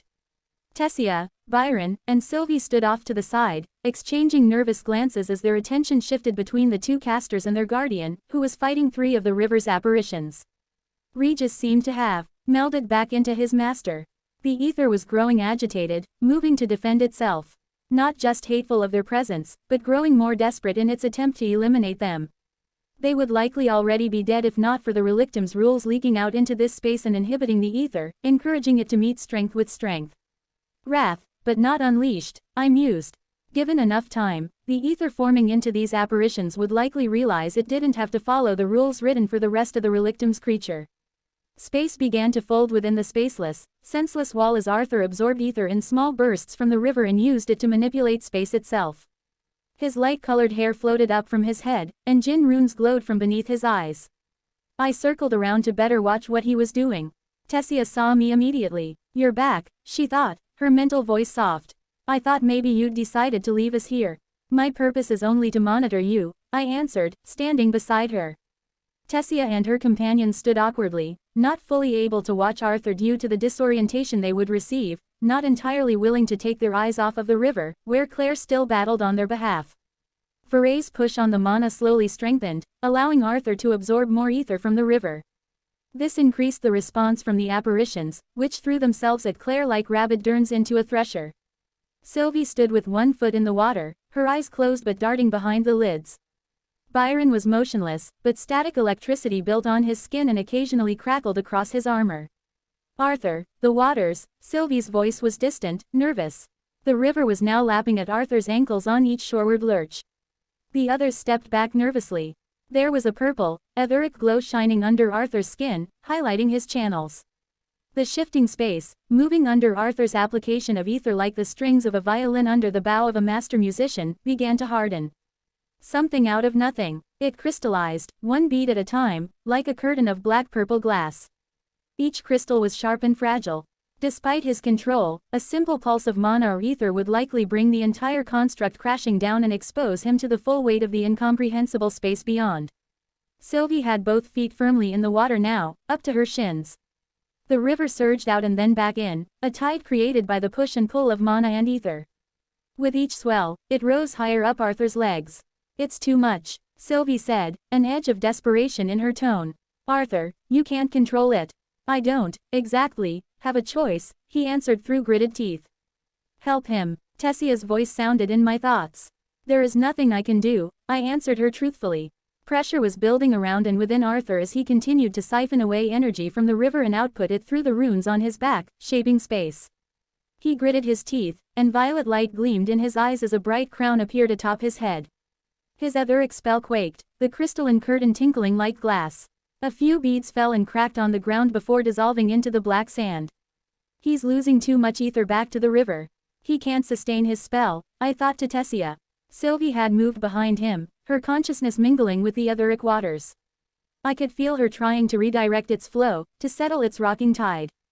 "Veray, help me push it down." The mana responded sluggishly as Veray shifted her focus away from allowing the river's ether to flow outward, instead building a retaining wall to keep it from subsuming Arthur's own purified ether. Even that still inside his core. Emerald green vines sprang up out of the sand, twisting into a barricade, but the waters oozed through the cracks or splashed over the top. Byron reached out for Arthur, seemingly intent on pulling him away. "Stop," Arthur commanded, and all of his companions froze. Something shifted within him, and I felt the flow of ether out of his body and back into the river pick up. He let out a pained gasp. His core, it felt as if I could see the light shining out through his sternum, from a core of 3 layers of hardened, condensed ether wrapped around the broken shell of a mana core. The light showed every line, every crack, as clearly as if it had been removed from his chest. And it was cracking badly now. Breaking all over again. The amount of ether flowing through him was far too much. Fascinated, I drifted closer, moving past Tessia, across the stormy waters, and into his body. I found myself looking at his core. Regis, a dark wisp of energy with bright eyes, swarmed around it, pushing and pulling at the ether, trying to reinforce the core. "Nothing's working," the wisp thought desperately. I doubt Regis knew I could hear him. We've done this before, Arthur answered, his mental voice just as strained as his physical body. It's just like when I formed the second layer, remember? We just have to. That wasn't a whole bloody, universe-size river of pissed-off ether god that wants you dead, was it? The push and pull of the etheric current wavered, then surged. I withdrew, returning to my place beside Tessia. Arthur's skin began to burst, and jolts of white-purple lightning coiled out from the wounds, striking the river that was by now climbing to his knees. The others had backed well off by now, except for Sylvie and Veray. Strike after strike flashed, barely missing Sylvie. The vines had faded, Veray was shaking and dipping in her effort to fight back against the swell of mana. And then, it turned inward. The wounds healed, broke open, and healed again. Instead of striking out, the light wrapped around him, no longer bolts of lightning but like a cloak of pure energy trailing down his back, sparking where it touched the waters, undulating as if tossed in a wind that only affected him. The light moved back into him, burning in his bones, condensing until all that light was contained in his chest. I could no longer see the shape of his core, the cracks, only the light. The crystalline curtain swayed as if a breeze passed through it, and I suddenly breathed easier as my tether back to my housing grew closer in the presence of this doorway. Arthur floated up out of the water, his hair standing on end, his eyes bright with power, crown gleaming, cloak of pure, brilliant energy trailing past his feet. Veray released her control and sagged, floating down to be at his level. Beneath them, the river receded. What just happened? Claire asked in her tinny voice as she approached from the river. No more apparitions would come for them now. It's done, Arthur said, his voice rough. Regis manifested again, padding around in the black sand. My man, 2 months to forge a third layer for your core, 2 minutes to do a fourth. What does that mean? Tessia asked, her fingers pushing into her own sternum above her core, as if hers too had been cracking as she watched Arthur. It means we're going to kick Agrona's ass, Regis answered for him, sides heaving from the exertion. Arthur and Veray touched down. Sylvie passed between them, but she was not looking at her bond. Her eyes were on Tessia. Ask her what we can do, Sylvie said, her voice barely a whisper. Now that the portal has formed, how do we pass through? I felt empathy, a pang of pity, at the look of confusion on Tessia's face. She asked Sylvie to repeat herself, clearly thinking she had misheard, then turned to me. I only shook my head. She already knows. She's seen it. She just can't accept it. She passed on my words, and the young dragon shook her head fiercely, glaring through me unseeingly. What is it? Tessia asked, but Sylvie didn't answer, and I kept my silence. It wasn't my place to reveal the final cost of their escape. The crystalline curtain hung in the air, something real in the unreal. Sylvie gave the others an unreadable look. Unreadable to them. I knew exactly what she was feeling, as she'd already seen the result in the river of time. What are we waiting for? Byron asked as they all stood in an awkward silence. Our forces may well still be fighting. We need to get back. Sylvie will go first, Arthur said in the same raw tone, like there was a forge fire in the back of his throat. She set her jaw and stepped forward. Her hand reached out to part the curtain, and it wavered. When she stepped forward, though, something resisted her. Suddenly, she grimaced and stumbled back as motes of ether, visible to the naked eye for all to see, were pulled through her skin, ripped away, and absorbed into the river. I felt her control slam down around herself, cutting off the flow because the river drained her. What was that? Veray asked, her fist of conjured ice clenching and giving off wafts of vapor. It's the river's pull on the ether, Sylvie said, confirming that her visions aligned with my own calculations. I believe passing through the portal destabilizes the ether inside our bodies when we go through, and the river then pulls it away from us. There was a long pause. The others were looking at each other, but Tessia was staring at me. If Arthur and I work together to hold back the mana and ether, as we did to make the portal, Veray began, but her thought trailed off into silent consideration. It's worth a try, Arthur said firmly. And together, they attempted it, with Veray again destabilizing the crushing swell of mana while Arthur drew on the smallest part of the river's ether to conjure a repellent barrier that pushed back against the river's force. Sylvie tried again, but with the same result. Byron tried after her, reasoning that someone without control of ether may be affected less, but the results proved the opposite of his theory, and he collapsed to the ground and had to be revived by Tessia. After a long, quiet moment, Arthur turned his attention to Sylvie. What is it? You've seen something else, but you're holding back. She bit her lip, then hung her head, a lock of weak blonde hair falling over her face. I've only seen one way forward. What is it? Tessia asked, nerves tightening her voice, wide eyes bouncing between Sylvie and me. But that doesn't mean there is only one way forward. If I tell you, though, then it becomes a reality, she continued. What she said wasn't entirely accurate. There was not some quantum state in which knowledge of a method guaranteed a result, but the odds were incredibly high that once the others were made to understand their situation and the potential key to their escape and survival, they would not be able to think past it to see another solution. But then, I had picked this location for exactly this reason. Had Arthur been here alone, or even with just his Regis and Sylvie, this escape would have been much more difficult. A part of me now examined the choices that had brought us all to this point. I explored my emotions, searching for regret or grief, but events were still proceeding in the way most likely to end in a positive result. Or so I told myself, perhaps to quell the phantom worms squirming in my non-existent stomach. One of us has to stay behind, Veray said, correctly reading Sylvie's discomfort.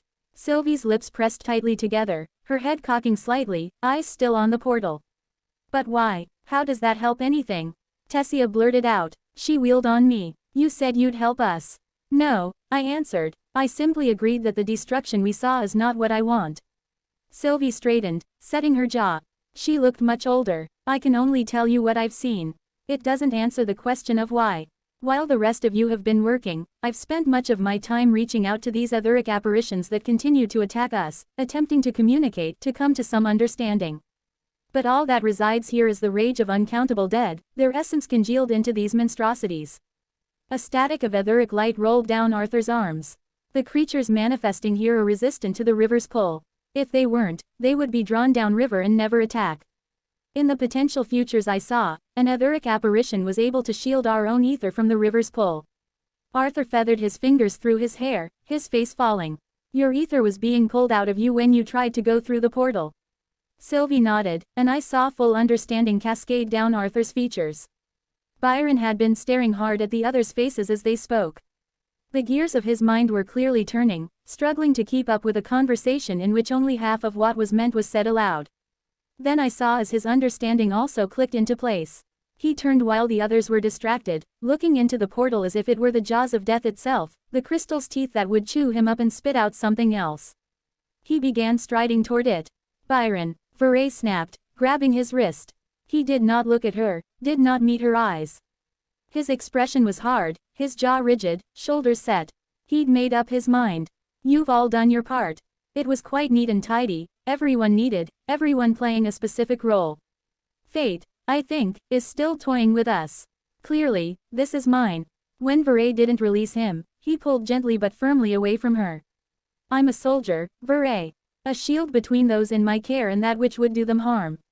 His arm pulled free. He held Veray's gaze for a long moment, then scanned quickly across the rest of the faces. Tessia covered her mouth with one hand, unshed tears gleaming in her eyes. Sylvie's brow knit, but she made no move to interrupt. Claire, within the machination that protected her, nodded with firm understanding. Arthur stepped forward and extended a hand. His lips parted slightly, but he didn't speak. 1,000 unsaid words remained trapped within the golden cage of his eyes. Byron cracked, giving Arthur a wry grin as they clasped hands. Take care of Virion for me. The old man has seen enough hardship. He stepped back. For Sapin, for Decathan. Then he was striding into the portal. It quaked, pushing back against him. The crystals vibrated, filling the shoreline with a tinkling sound like breaking glass. Streams of ether were emanating out behind him like lightning frozen in the sky. Then his body broke the surface and suddenly surged forward, the portal carrying it away. But Byron Wykes, Lance of Sapin and Decathan, remained behind. Or rather, everything that made him did so. Already, the river was pulling him away. An indistinct, ghostly form in Byron's shape stretched, the lightning-like wings behind him expanding out. Instinctively, the others moved to avoid contacting the etheric apparition. His features, drawn in pure ether, were slack, his eyes closed. Byron, Sylvie snapped. The Byron apparition's eyes flared wide, and they were white orbs in a glowing amethyst face. The lightning wings flared, expanding out behind him, reaching into the sky and slamming down into the sand as they wrapped forward to completely enclose the others. With my senses spread throughout the space, I felt how the river's attention, the focus of its force, the press of the mana, turned entirely toward what remained of Byron. The last vestiges of his consciousness, held together by tension alone. In doing so, the draw reduced everywhere else. Sylvie did not look back as she plunged into the portal.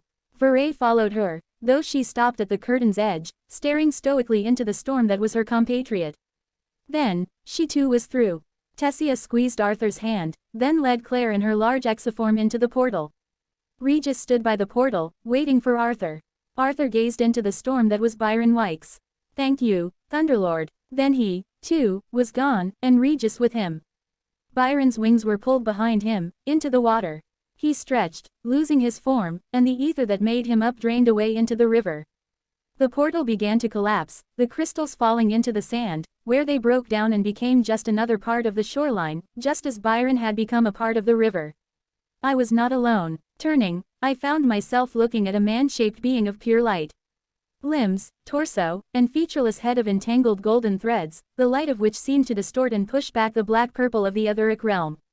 Thousands, tens of thousands, of threads expanded into the distance behind it.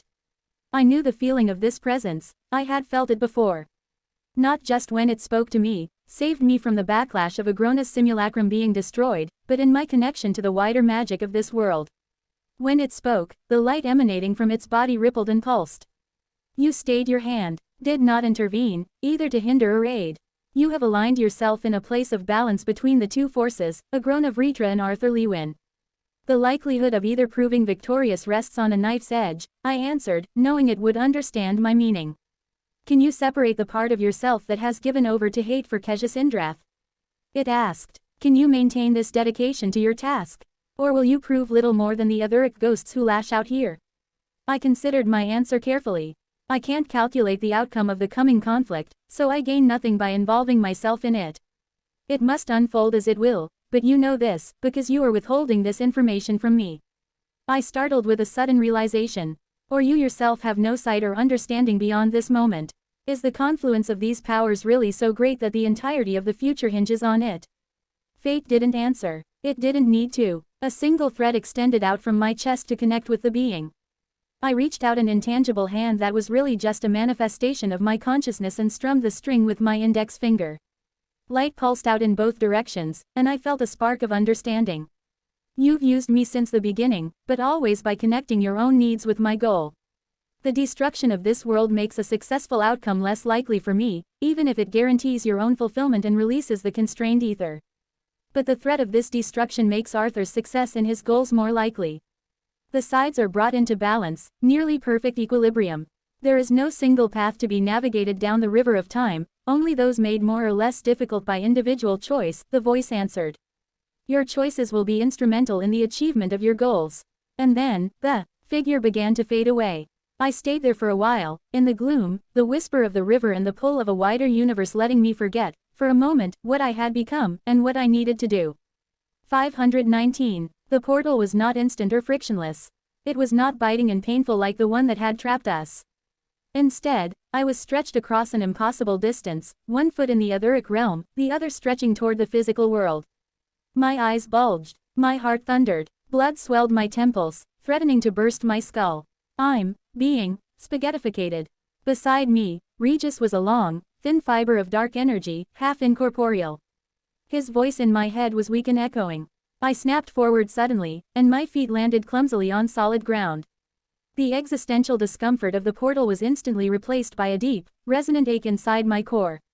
But before I could look inward, my eyes fell to the ground at my feet. Veray knelt beside Byron's body, propping his head and shoulders up in her lap. Tessia crouched beside them, her fingers pressed against Byron's chest, searching for a heartbeat. Claire stood off to the side, the griffin-like head of the exoform scraping the ceiling. Sylvie had gone to the balcony and was looking out at the mountains beyond, where we'd fought Agrona's forces. Tess looked at Veray and shook her head. Veray nodded in return. That trap had been set for me. Without Byron's sacrifice, without the talents of everyone else, I'd have been stuck there, maybe forever. Could Byron's death have been avoided if I'd been more careful, taken stronger precautions? I asked myself, the pressure in my core causing a building nausea. But I bit the line of thinking off almost immediately. I couldn't succumb to self-doubt and regret, not now. There was too much at stake. The battle out there is over, Sylvie sent, but it doesn't look like we've been gone all that long. My fingers dug into my sternum as I considered our next step. My core ached from the pressure. Forming this fourth layer hadn't felt like the second or third. This hadn't been a sudden influx and redistribution of ether, nor had it been a long, slow, purposeful absorption. As I'd channeled the river in order to manipulate the space between realms with my spatium godrune, trying to recreate and reverse the portal trap by feel alone, I'd opened my core up to only a fraction of the river's flow. It had still been too much for my three-layer core to handle. Instinctively, I channeled ether into King's Gambit, causing my thoughts to rupture outward into dozens of individually held threads to better consider the situation. As far as I knew, I was unique. Even among dragons and jinn, no one else had ever formed an ether core. Despite my strength, there was still so much I didn't know, and no one to ask. I had grown in power by gaining new insight and strengthening my core with new layers, allowing myself to store orders of magnitude more ether within it. But was this the only way for an etheric mage to grow more powerful? Or would future generations be able to replicate what I'd done, discovering more efficient ways to empower themselves, as people had been doing with mana for centuries? I pictured, for a moment, a young mage lying on the floor of a small library, reading about the application of ether to form new layers, and all the benefits and dangers of the process. What would that book say? Who would write it? As one branch of my conscious thought examined this tangent, another was focused on Byron, Veray, and Claire. It had never been my intention to bring Miss Bladeheart this deep into the basilisk's jaws. She'd proved instrumental in our escape from the relictums, but as impressive as the exoforms were, it would not save her in the battle against Agrona. Veray, Byron, and Micah had been eager, even insistent on joining me against Agrona himself. In a conference room, it had been easy math. They made my chances of success better. But now, my gaze flicked to Byron's prone form. Expending Veray's life in the following fight felt like a waste. Veray, Claire, take Byron's body and return to Ceres. Keep everyone back from the fortress. We don't know what other traps Agrona has set. King's Gambit was a buffer between me and the anger or frustration I felt at keeping Tessia with me. She was in terrible danger here, but I didn't know anything about the layout of Tegrin Kylum, and I couldn't sense Agrona to track him directly. Tessia had lived here, explored even his private sanctum. I needed her. Veray lifted Byron's limp form easily, then floated a foot off the floor. She gave me a hard look, her eyes burning as they reflected the light of my bright crown. I would still fight Agrona at your side, Arthur, even now. But I already know your answer. So all I will say instead is, finish this. For Byron, for Raya, for Alfred and Aaliyah. She didn't wait for me to respond before flying out the window and over the balcony railing, where she paused just long enough for Claire to join her. The wings of Claire's exoform extended, and she looked back over her shoulder and waved one huge mechanical arm before following. Suddenly, Tessia's hand was in mine, and her head pressed against my chest. The relic armor flowed from her to wrap around me.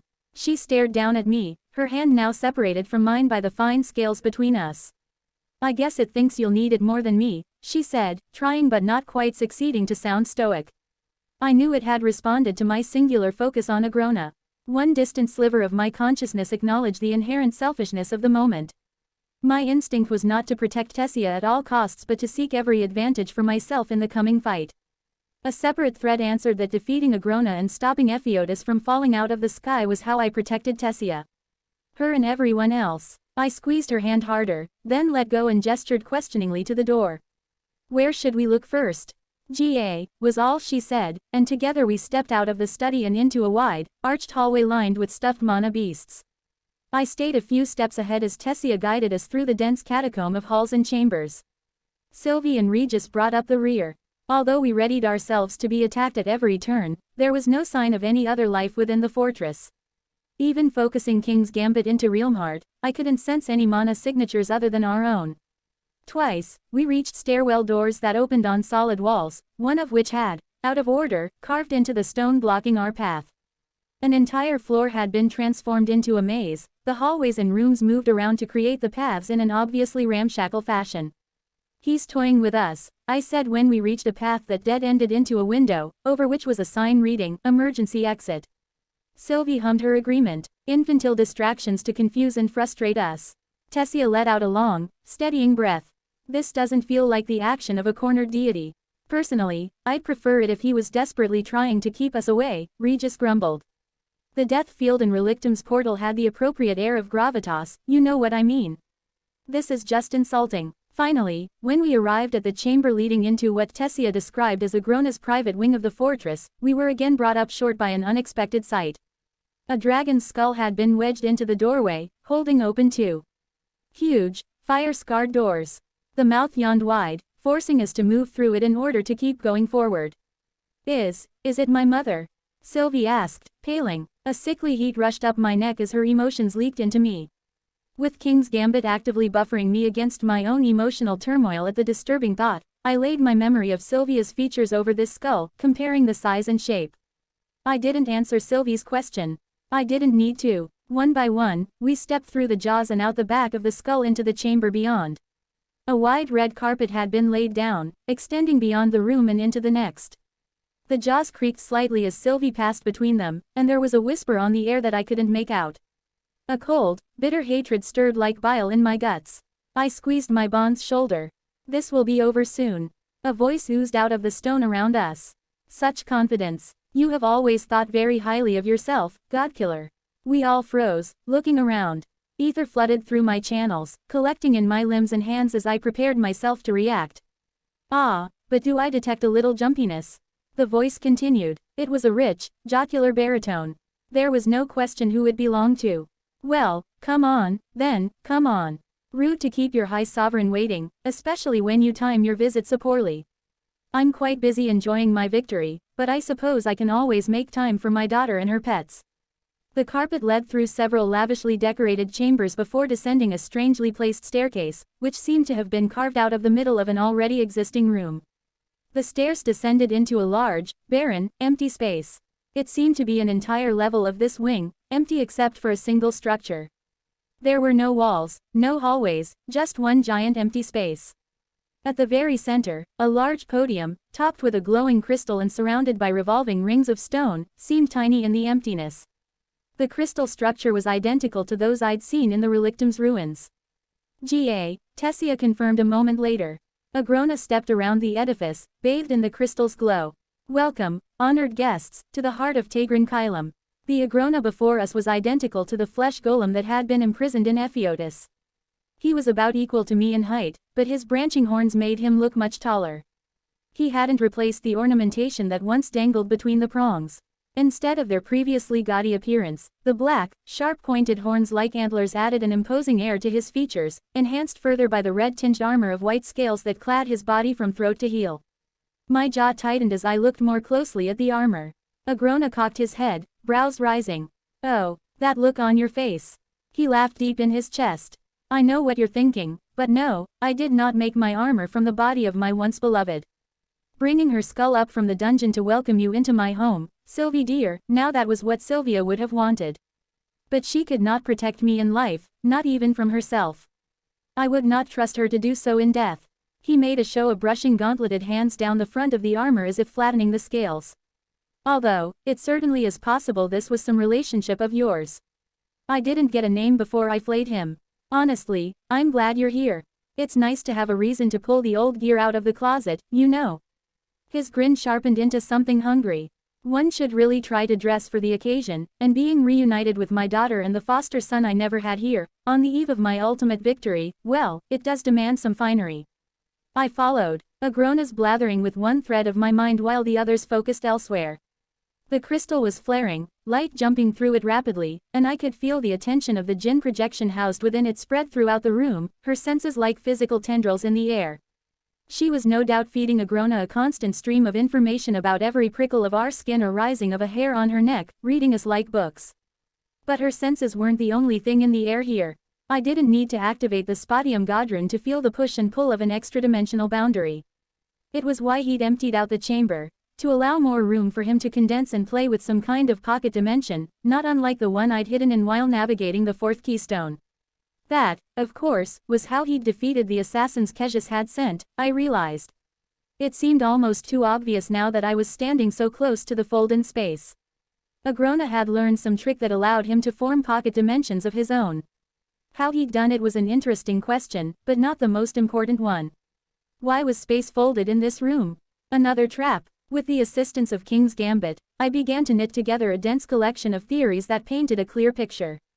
Well, Don't just stand at the stairs, come in, Agrona continued, holding his arms out. The carpet beneath our feet began to move, and we were all pulled forward several feet before I slammed my will down against his. The carpet ripped in half, folding up in front of us. Immediately, it melted into a trail of blood that ran quickly away into grates underneath where the carpet had been a moment before. Agrona seemed to take no notice.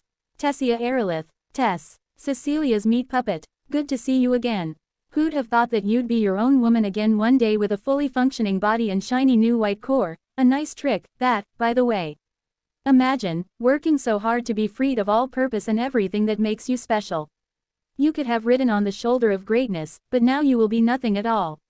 When this world is gone, there will be no one left behind to remember your meager accomplishments. Tess stiffened beside me, her jaw working. Do not speak to her, Sylvie answered, striding forward to stand between Agrona and the rest of us just as I was about to do the same. You have no right to address Tessia. Is this really how you're going to spend your final moments, father? Wasting these last few breaths on crude, futile teasing. Such a fierce dragon you've become, Agrona answered. His fingers picked at the edges of the dragon scales that made up his armor. You could have been so much more, but, alas. Cassius Indrath does have a particular ability for ruining everything he touches, and even my blood could not protect you from that. It's over, Agrona, I said. Tessia and I moved forward to stand on either side of Sylvie, while Regis pressed against Tessia's other side protectively. I'm going to kill you, and your people will cheer your death. Oh, but of course, Godkiller. You heartless brute, you. A vicious killer in this life and the last. Even slaughtered your best friend's girl, not once but twice. He clicked his tongue, crossed his arms, and shook his head in mocking disapproval. Imagine, my working so hard to give Cecilia and Nico a second chance in this world after you ripped out Nico's heart by shoving a sword through Cecilia's, just for you to come along and do it all over again here. I cocked my head slightly, handling the conversation with one thread while the rest spread out around me, tracking my friends, feeling the edges of the pocket dimension, reading the mana and ether as it interacted with GA's probing senses, and most importantly, reaching for Myers' tether, with which she had linked me to Cassius. I didn't slaughter them, I explained, surprised he didn't know more about what had happened. You twisted Cecilia into something unrecognizable, and Nico was going to follow her down any hole, no matter how deep or dark. As long as you were in their lives, there was no possibility of redemption for them, but my victory didn't require their redemption. I looked at Tessia. I don't forgive either of them for all the terrible things they did with their lives here, not least using your body to perpetrate their crimes. My gaze returned to Agrona, hardening. But Cecilia didn't choose to be the legacy. It made her a target in both lives, preventing her from ever having a chance. So I took that away, cut it out of her, and opened a way for them back to Earth. There, they'll live mundane, powerless lives. Not because they deserved it, but because doing so harmed you. Whether they find some redemption for themselves there, I'll never know, and I've made peace with that. I've made peace with that, Agrona mimicked, bobbing his horned head from side to side. So mature of you. I'm sure the families and bloods of all the people they killed in my service completely understand. He flapped a hand in my direction. Your arrogance really is the most amazing thing. After all, you've come here, basically alone, thinking you're going to kill me. The audacity. I let a small smile curve my lips. The tether binding me to Cassius grew hot. I felt the portal open, the sudden approach, the warping of space and rebalancing of all energy in both worlds. I'm not alone. Agrona's eyes snapped to our left just as white light congealed into two figures. For a moment, the two silhouettes stood frozen in the light, like holes burned in reality. Cassius's and Winsome's auras filled Tegrin Kylum an instant later as the two stared across the barren chamber at Agrona. Finally, Agrona said with a welcoming smile. The trap I had sensed snapped into place. Winsome stepped smoothly in front of Cassius, whose expression didn't even flicker.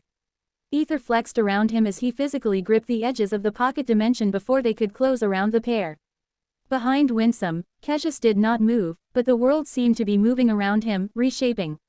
For an instant, he appeared to be both the ageless, relaxed man and a towering white gold-scaled dragon. The floors and ceiling warped and broke to accommodate him. Blood sprayed the floor, and space seemed to twist. Activating the Spatium Godrune, I pushed Sylvie and Tessia away, creating more space between them and the closing trap. The balance of power changed so suddenly that it was like having the air sucked out of the room. My vision went white. The sharp clatter of falling stone assaulted my ears, and dust filled my lungs. Sylvie's worry pinged my thoughts, and Regis shifted beside me, the destruction rune activating defensively. I blinked several times as my vision returned. Cassius was gone. Winsome stood exactly where he had a moment ago. His eyes, like two bright galaxies within his sockets, were wide, his mouth moving wordlessly. Blood began to seep from his cheek, and a dark stain spread across his military-style uniform, red creeping across the gold highlights against the black. The light and color faded from his eyes, and a belated, "Oh," gusted between blood-flecked lips. Then, his body collapsed into several pieces. A lingering silence stretched across the room. Regis took a step forward, inspecting the bloody pile with a tilt of his head. "Well, I guess you win some, you lose some." Agrona, 20 feet away beside the gin housing, burst into laughter. He hadn't moved, but the mana surged violently around him. He laughed for a long, long time. "Oh, but that's good." He wiped away a tear and looked at me more seriously. "Well done, Arthur. I knew you, of all people, would convince Cassius to leave his hidey hole. The long, slow death he'll suffer as his body withers and starves within this prison is, I think, exactly what the Jinn would want for him. Don't you agree, G.A.?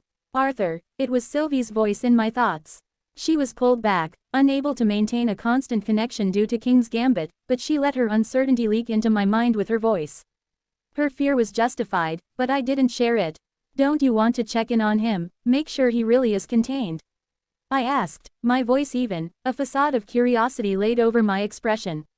Agrona's brows knit together, his fingers flexing. The mana bowed outward in response, making the spinning rings of GA's housing flutter in their orbit. "No more games, I'm afraid. This was entertaining, but it has played out exactly as intended. I don't have any more use for you, my daughter, or the meat puppet, so it's—" "I insist," I interrupted. Agrona responded instantly, his power lashing out. The air itself divided as it became a weapon, a void space where particles of mana and matter were separated. Regis dissolved into incorpo reality just ahead of the attack, flitting into my chest. The in-between space of the pocket dimension was already flexing between us as I pulled it open with the Spatium Godrune. It swallowed Agrona's attack, then wrapped around the two of us. His face split into an enraged snarl, but he had already shown me just how fast his trap could close when he captured Cassius. His arrogant post-victory glow soured and then rotted into fear. My last fleeting glance of the physical world, just as the pocket dimension sealed around the two of us, was of Sylvie, features drawn tight by controlled, grabbing a panicking Tessia. Then, the pocket dimension absorbed us into itself. In one way, it didn't feel as if we'd even moved. We still stood on solid stone, the wide, empty room opening around us. But the air was colder, and the charge of mana and ether was different. As my eyes refocused, the room seemed to expand infinitely.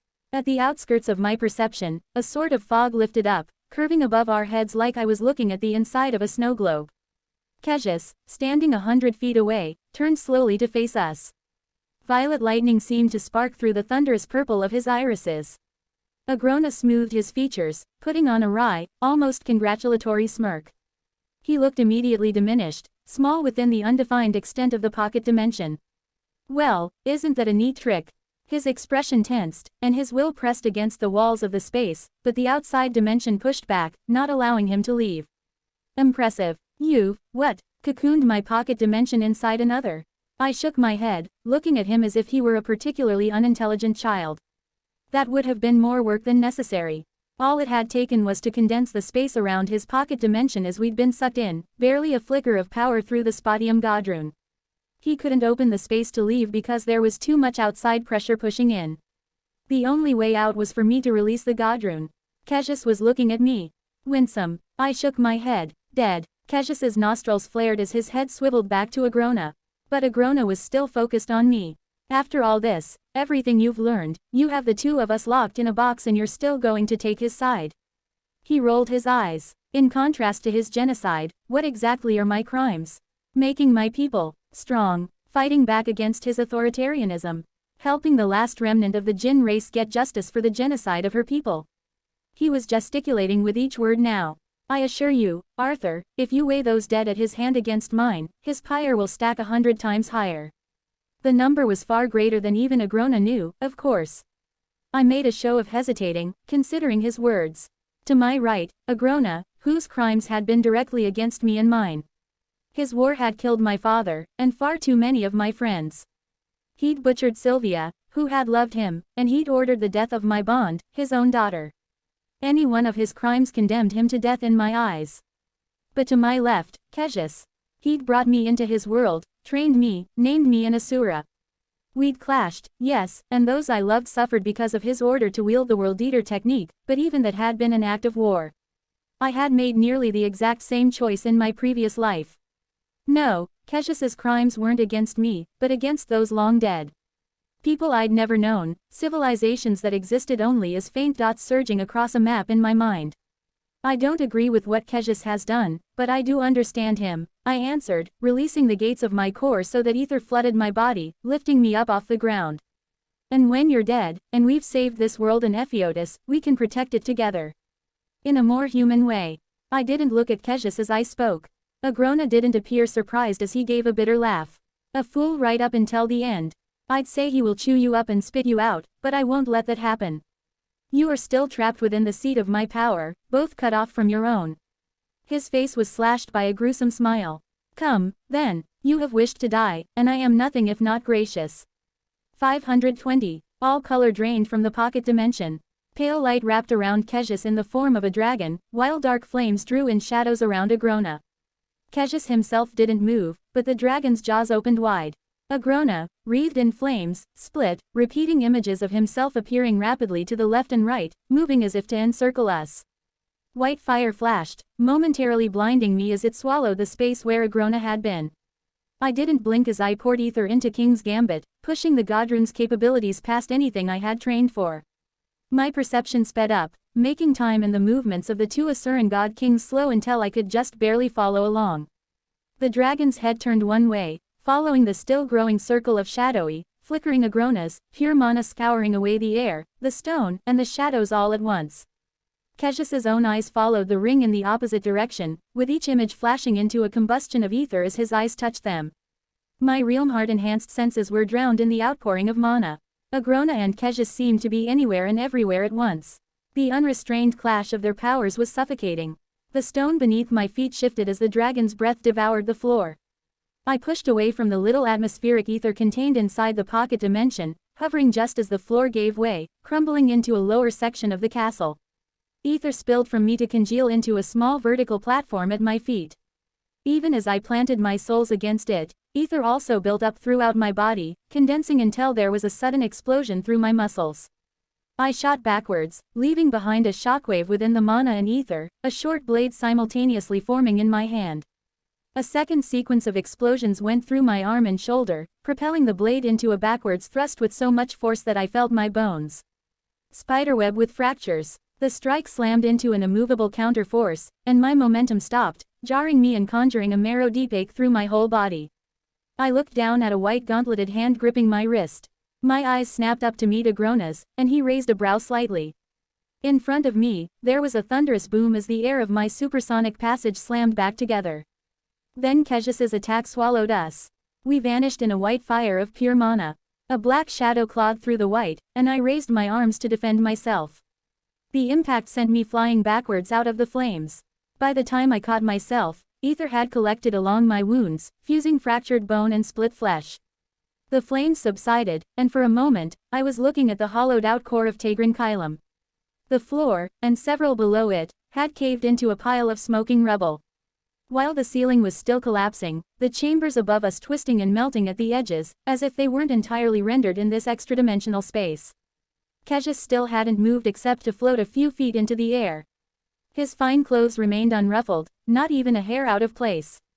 His eyes, like two bright flashes of violet lightning, swept the rubble, but Agrona was nowhere to be seen. His white-hot gaze came to rest on me, and the smallest frown pinched his lips. I felt the mental intrusion an instant later. Gah! Regis exclaimed in surprise. Shit! Then my companion was forcefully ejected from my body, at first pulling on the broken stonework before taking his physical form, hackles up, a low growl deep in his throat as he looked threateningly back at me. My throat closed, and I suddenly couldn't swallow. Regardless of your desire to help me, you will do so. The words came from me, but the voice wasn't mine, or at least, not mine alone. Two rich baritones echoed over and across each other, one mine, the other Agrona's. My hands clenched into fists, trembling. My neck craned uncomfortably, and I stared at Kejis, whose expression had flattened into a complete lack of emotion. Go on, Kejis. He's trapped us both in here. Pull out his insides, melt the flesh from his weak bones. Free yourself. Kejis didn't move, didn't speak. His eyes burrowed into mine as if he could see straight through to the struggle between my control and Agrona's. A sword of ether condensed into my fist. The sword was jagged and dark, dripping corruption like drops of black blood. Regis shot forward, and I twisted, thrusting the blade at his throat. He became shadow and ether, then flame, and the violet blaze ran down the length of the sword. All of my King's Gambit enhanced concentration slammed inward at once, scouring my physical form for every shred of essence that was not me, and like a flood through a canal, I pushed that essence along, forcing it into a single place. The destruction blade swept up at the joint of my left shoulder even as the etheric armor folded out, exposing my skin. The blade's passage through skin, muscle, and bone was effortless, almost painless. The corrupted flesh tumbled to the ground, burning with destruction, and the resistance, that punishing force from within Agrona, fighting for control of my body vanished. My armor grew down over the hole in my left side. Dark smoke and fire were rising from the arm that had been attached there only a second before. I pulled back my blade, which straightened and brightened as I reasserted my control, then thrust at the core of where Agrona was reforming. Destruction danced within the heart of the cloud, reaching for something to consume. The smoke and fire retracted, splitting into 2 separate clouds, then again into 4, then 8. Each cloud carried within it a tiny spark of destruction, but that was enough to begin consuming them from within. The clouds split again and again as if a hurricane wind was blowing them away, until the spark of destruction they carried was diffused down to nothing at all. I swept my blade sideways, God step opening up a dozen points of connectivity, each one allowing a small piece of the destruction blade to pass through, each one striking one of Agrona's manifestations. In an instant, a dozen of his cloud forms ignited with the amethyst flames of destruction, burning away to nothing, but all the others slammed back together, constituting into an uninjured Agrona. At the same time, the ethereal silver-white dragon around Kejis slammed one claw down into the ground, shaking this otherworldly echo of Tagrin Kylum. I felt the hardening of time around me, like the dragon's claw was pinning me to the ground. For an instant, I hesitated. I was unwilling to be trapped by Kejis's power, but I didn't want to break the spell entirely and give Agrona some way to escape. Through the interwoven branches of my widely spread thoughts, held within the matrix formed by King's Gambit, I lightly touched on the truth of this conflict. Self-preservation won out. Pushing back against Kejis's etheric art as I had done before, I shed his etheric time stop. Agrona hitched, suddenly still. There was a ripping within the fabric of time, then he was moving, had moved, and then was still again. Agrona was fighting back against the spell, too. But it wasn't only time that was hardening, air and space were condensing into something heavy and tangible. The atmosphere crystallized around him, a slightly pearlescent shell of clear diamond encasing his stuttering form like a sarcophagus. His eyes snapped back into normal motion just as the sarcophagus completely surrounded him. Seeing him trapped, I went to one knee. My right hand pressed against the clean cut where I'd taken my left arm. It would heal, but it would take time.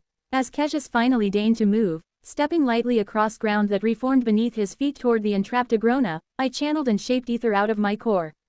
The sealed armor over my left shoulder opened again, and ether pooled from it, not forming fresh flesh but elongating outward into a purple, lightly glowing facsimile of an arm. I stood and flexed the appendage, working the fingers and rotating the joints. In my head, I could feel it as if it were my own. It would do until the real thing could grow back. I stood, carefully watching Agrona and Kejis. The basilisk stared at the dragon from within the crystalline prison. The dragon glowered back. For my daughter, Kejis said, his voice quiet but hard as steel. He raised his hand and closed it into a fist. The crystalline sarcophagus crushed inward like a tin can.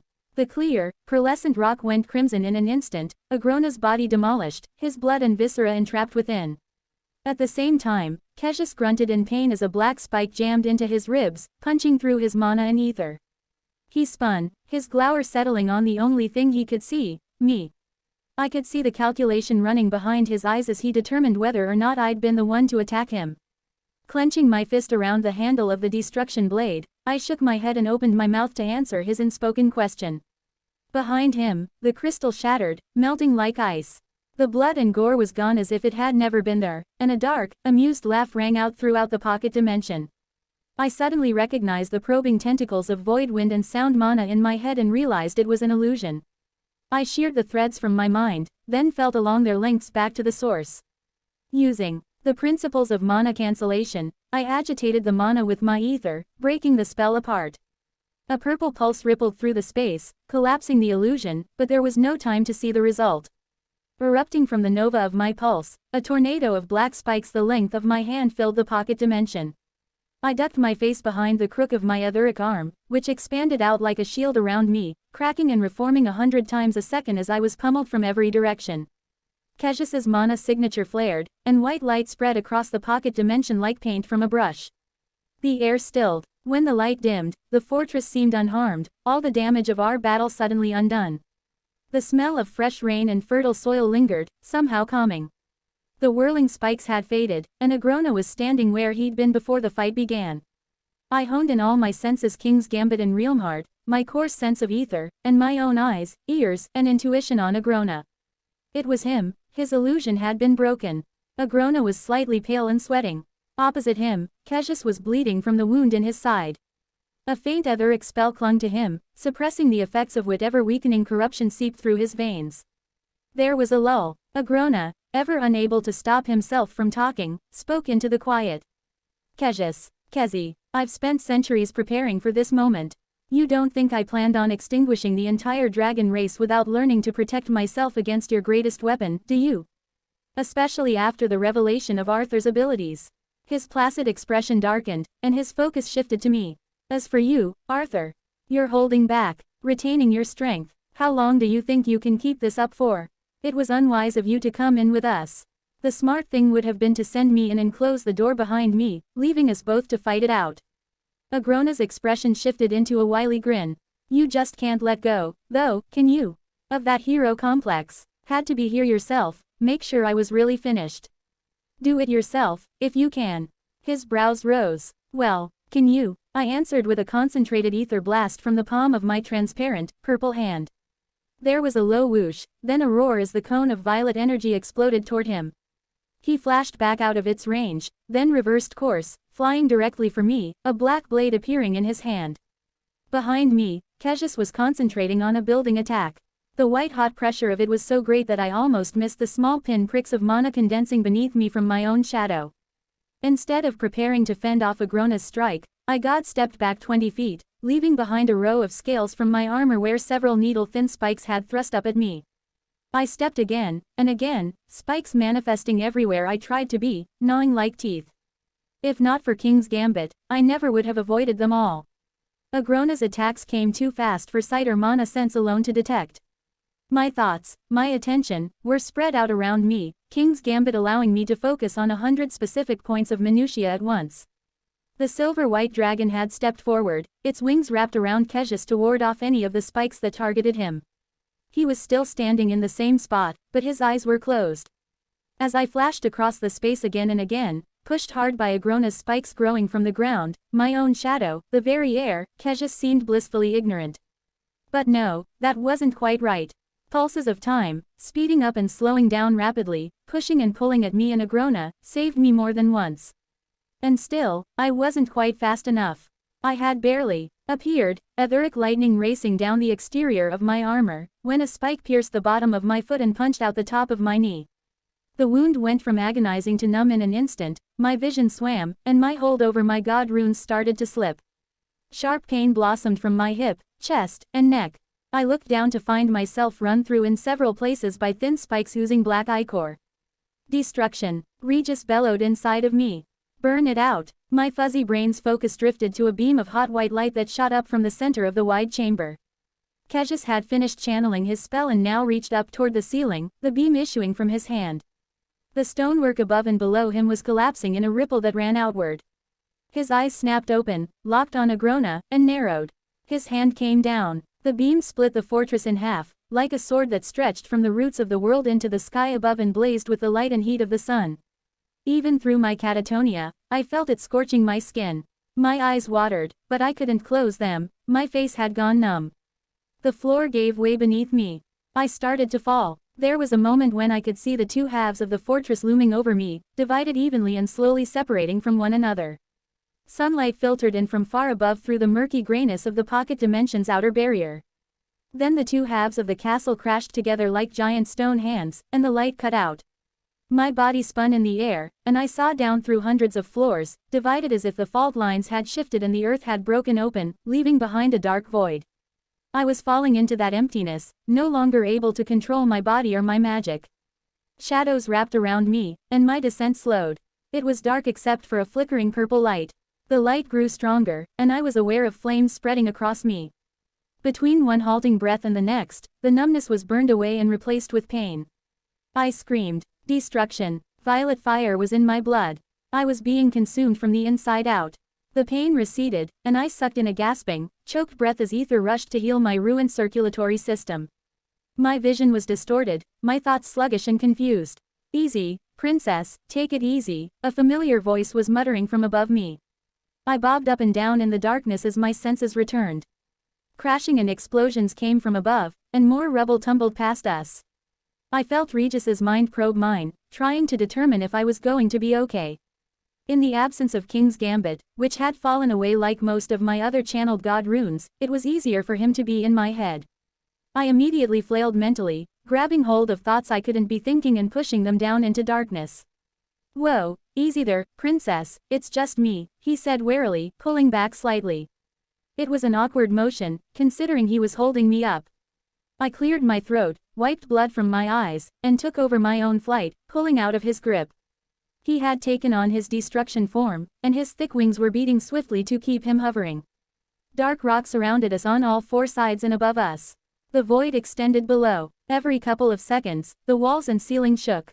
"I had to burn Agrona's poison out of you," Regis explained as my brain healed and my thoughts rushed to catch up. The ceiling grew back in over us. Pushing ether into Realmheart, I searched for Kejis and Agrona, expecting to feel their battle high above. Instead, I felt nothing. Even without King's Gambit active, I could guess that Agrona had pushed us off into a corner of the pocket dimension and folded it in around us. I could also guess it was some kind of trap. Slowly, testing my capabilities after having destruction moving through my veins, those for blood and mana both, I sent fresh ether down into King's Gambit as well.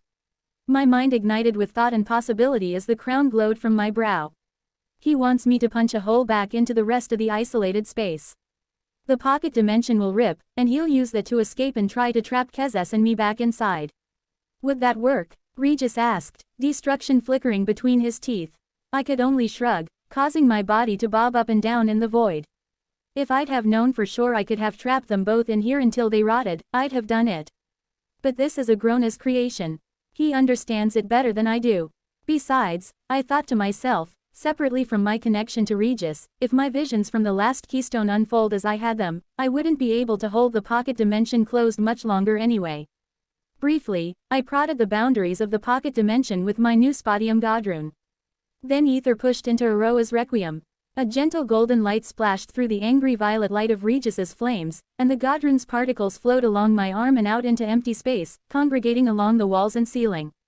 It took some time. The stone seemed to crumble, as if the moats were 10,000 insects eating away at it. The crashing and impact of battle grew louder, the walls quaking more violently. Broken, half-formed floors rippled down the walls, and the ceiling broke open, sealed over, and broke again rapidly. Although we weren't moving, it suddenly looked as if we were shooting up through the ruined roots of Tegrin Kylum. The walls and ceiling melted away, and I was again standing on the cracked but whole floor of the reliquary chamber where the battle had started. No sign remained of Kejis's catastrophic attack, the World Eater-like technique that had demolished the entirety of this false fortress. Instead, huge black spikes stabbed from floor to ceiling like angled pillars, and a corner of the chamber had dissolved into what looked like black lava. Glowing white beads filled the air like pollen, and the instant I appeared, those closest pulled quickly away. I felt instinctively that I should not touch the beads, which radiated Kejis's killing intent. "Oh Arthur, so consistently do you manage to simultaneously disappoint and impress," Agrona said from my right.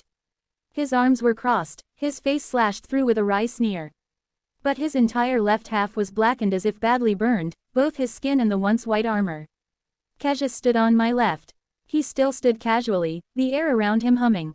But the silvery white aspect of the dragon seemed more distant, less distinct, and he had two more small wounds that seemed to have bled quite badly. Faded black veins snaked up his neck and across his cheek, and his skin had a tinge of sickly green coloration around the veins' edges. It was easier to sense their respective mana signatures now.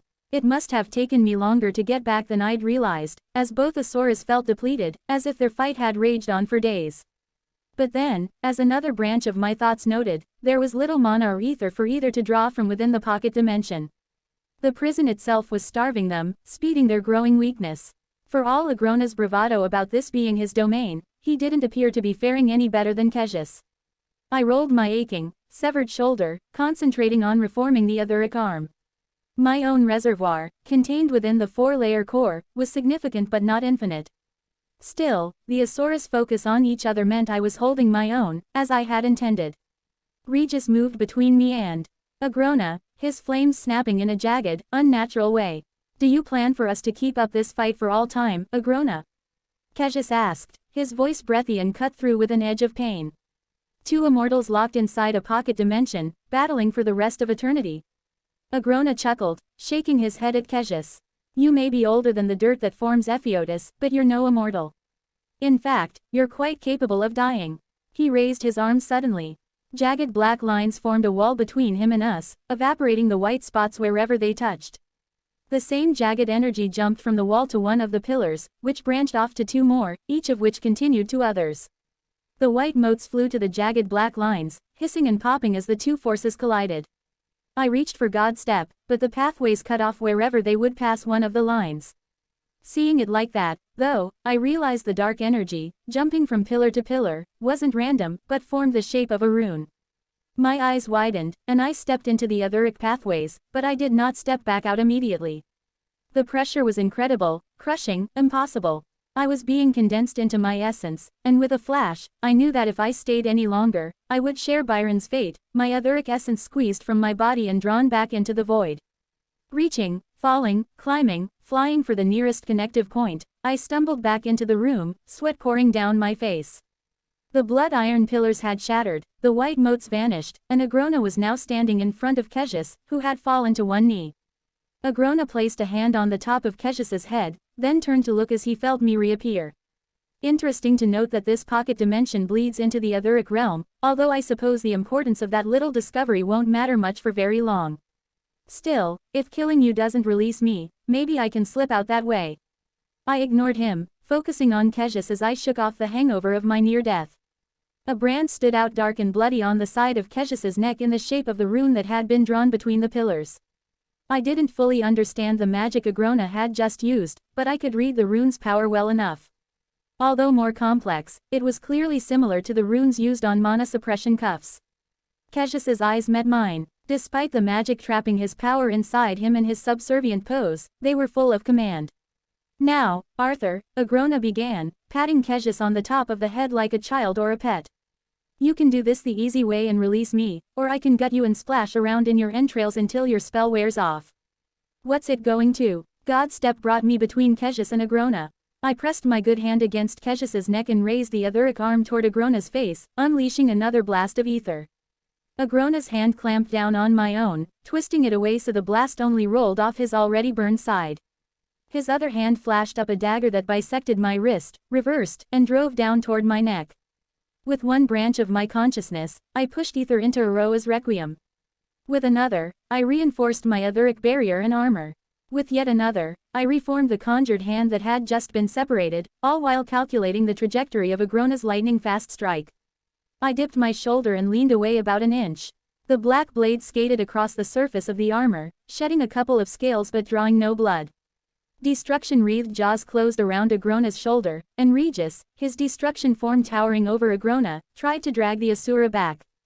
Bright motes from the Godrune danced along the brand in Cassius's flesh. There was no room to second-guess if I could do it. I knew the only limit to the Godrune's capabilities was my own insight.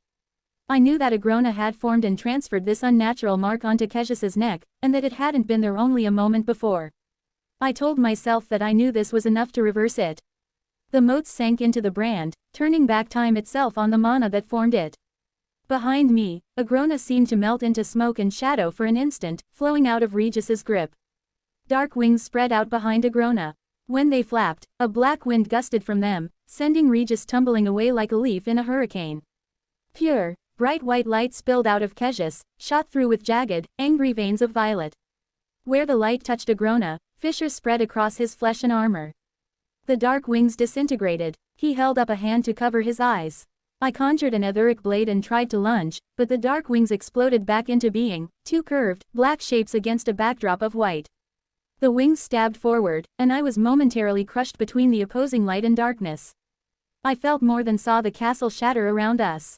We existed in a sphere of emptiness, nothing within but the imperfect balance of light and dark. Reality crashed back in. I was on my knees, wrapped in a sheath of protective ether. My armor was a tattered shambles. 1,000 small cuts swept fine trails of blood all across my body. Ahead of me, Agrona sagged. Behind me, Cassius swelled. The incorporeal dragon aspect manifested and lunged, catching one of Agrona's dark wings in its jaws and rending it. Agrona flicked out the wrist still holding the dagger, and it jumped from his fingers and exploded outward into 1,000 identical blades. Reaching for Godstep and the Spatium rune, I ripped open an etheric path and simultaneously folded space, redirecting it. The wall of daggers vanished into the space, then rained down on Agrona from above. Wherever they touched him, they melted harmlessly back into his body. Cassius took a step forward, and the ethereal dragon pounced, huge silver-white claws grabbing Agrona by the shoulders and slamming him to the ground. Cassius took a second step, and the dragon opened its mouth and breathed a beam of pure mana that swallowed Agrona's figure.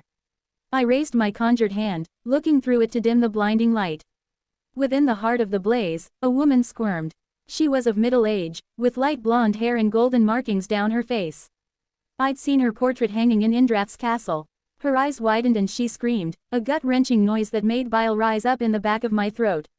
"Father, please, enough, Father, you're killing me." Cassius's face twisted into a mask of rage, and he leaned forward. The dragon surged downward, its maw closing around the image of Sylvia, shattering the floor yet again and sinking into the crater. Cassius gasped, blinking rapidly, and tried to pull back, reeling in his power, but black chains had wrapped around the dragon and were pulling it down farther and farther into the crater. Cassius pressed a hand to his chest, his eyes widening with a fear and pain I had never seen in them before. King's Gambit connected several dots for me. Grimacing, I jumped into the crater, following the dragon and Agrona down. A shadow appeared above me, and Regis dissolved into incorpo reality and passed through my skin and into my core. Laughter echoed through the fortress ruins, and we plummeted. The walls shattered as we fell, the broken pieces turning into spears of burning blood iron and driving into the transparent dragon's body. The manifestation's power was being sapped, draining away the farther we fell and the more wounds it took. I could see the mana and ether streaming back up to Cassius as he struggled to retract his power. So much of it was contained within this manifestation. Without it, he would be no match for Agrona. Below me, the dragon fought against the chains, writhing, gnashing, and clawing at the shadow of Agrona beneath it. Its breath sprayed futilely around us. Then, in the heartbeat between two gouts of pure mana, I felt the twin stream of mana being pulled down, away from Cassius and into Agrona. He was absorbing Cassius's mana, empowering himself while weakening Cassius. With my hand of ether, I reached for the tether between Cassius and his manifested draconic aspect. As I'd done with the golden threads previously, I honed the edges of my fingers and snipped the tether. A cry of pain echoed down the crater from above, and the dragon melted away into raw mana that swirled and eddied as it quickly dispersed. Agrona blinked in surprise. A dozen ether blades formed in the air all around me, each one controlled by a single facet of King's Gambit. The blades spun, sliced, and struck in perfect concert. Spikes of blood iron, shields of condensed void wind, and lashes of soulfire whirled around Agrona, deflecting the blows with equal precision. In that instant of distraction, I folded space below him. He hit it at full speed before even recognizing that it was there. The impact shattered the folded space, and the entire pocket dimension quaked as if it might implode. The shattered fortress began to fall along with us, and all became dust. I wasn't entirely sure when our momentum stopped. We didn't land, we just stopped falling. I swept a hand through the air, warping space so that the dust was no longer in the air around us. Agrona lay on the ground, his head bleeding. He was propped up on one elbow, glaring at me through bloodshot eyes. Opposite him, Cassius was on one knee, a hand resting on the other, his body trembling slightly. The pocket dimension smelled like ozone from all the power that had been extinguished here. I stood above the two exhausted god kings as if they'd been forced to bow down before me. The irony was palpable. I had to bite back the urge to tell them so, to rail against their crimes, to smugly rub their collective failures in their faces, to point out every place they'd made their mistakes. My thoughts, unfolding in an instant due to King's Gambit, followed the same path as when we'd first entered the pocket dimension. To my left, Agrona. He'd brought me to this world to anchor Cecilia's eventual reincarnation, prematurely ending my time on Earth. He'd weaponized my home, my family, and my friends against me. His impact on my life was one of constant torment. But he was the reason I had my family, my bond with Sylvie. I'd barely woken up in this world before I knew what it really was, a second chance. One that I had because of Agrona's actions. To my right, Cassius. He twisted this world, my home, for his own cruel intentions, withdrawing his own people, his family, to a safe place while he built up and crushed civilization after civilization on the world he'd left behind.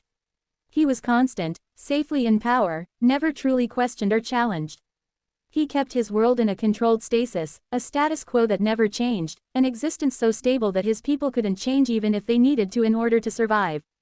Agrona chuckled. The form lying on the ground melted away, revealing him to be standing just a few feet away from the illusion. Why do you hesitate, boy? He glanced past me to where Cassius was standing shakily, trying to decide which one of us to kill first. Before I could answer, he pressed on. That was a clever trick, cutting away so much of Cassius's power. Was that your plan to begin with? Or just a fortunate opportunity for you? Clever, but a bit obvious. Let us weaken each other and look for a place and time to cut our legs out from under us. Don't bother denying it. I can see your true thoughts about him clearly in your mind now, Arthur. You've let your control slip, my boy. I snorted derisively. Foolish, Cassius muttered. Frowning, I half turned to glance at him but kept one eye on Agrona. He glared at me. I always knew your brand of short-sighted altruism would make it unlikely you would ever truly see it my way. When all was over, I expected to have to eliminate you and your family, assuming any of you survived this. Still, you've done a valiant job of hiding your true intentions until now. Perhaps I even carried some small hope that we really could work together in the future. But you never planned to do so, did you? My face fell, and I began backing up so as not to be directly between the two Asaurus. I considered denying it, attempting to salvage my relationship with Cassius just long enough to finish this. But I'd been holding the lie of our alliance for so long, never acknowledging my true intentions even in my own thoughts, that I simply couldn't keep it up any longer. I knew what it would mean, but the sharp smile forming on my face told me I was ready. No, I didn't. Cassius brushed himself off with a sneer, then looked at Agrona. Agrona smirked back at him. Both Asuran lords, leaders of their clans and races, perhaps the two most powerful beings in this world, turned on me.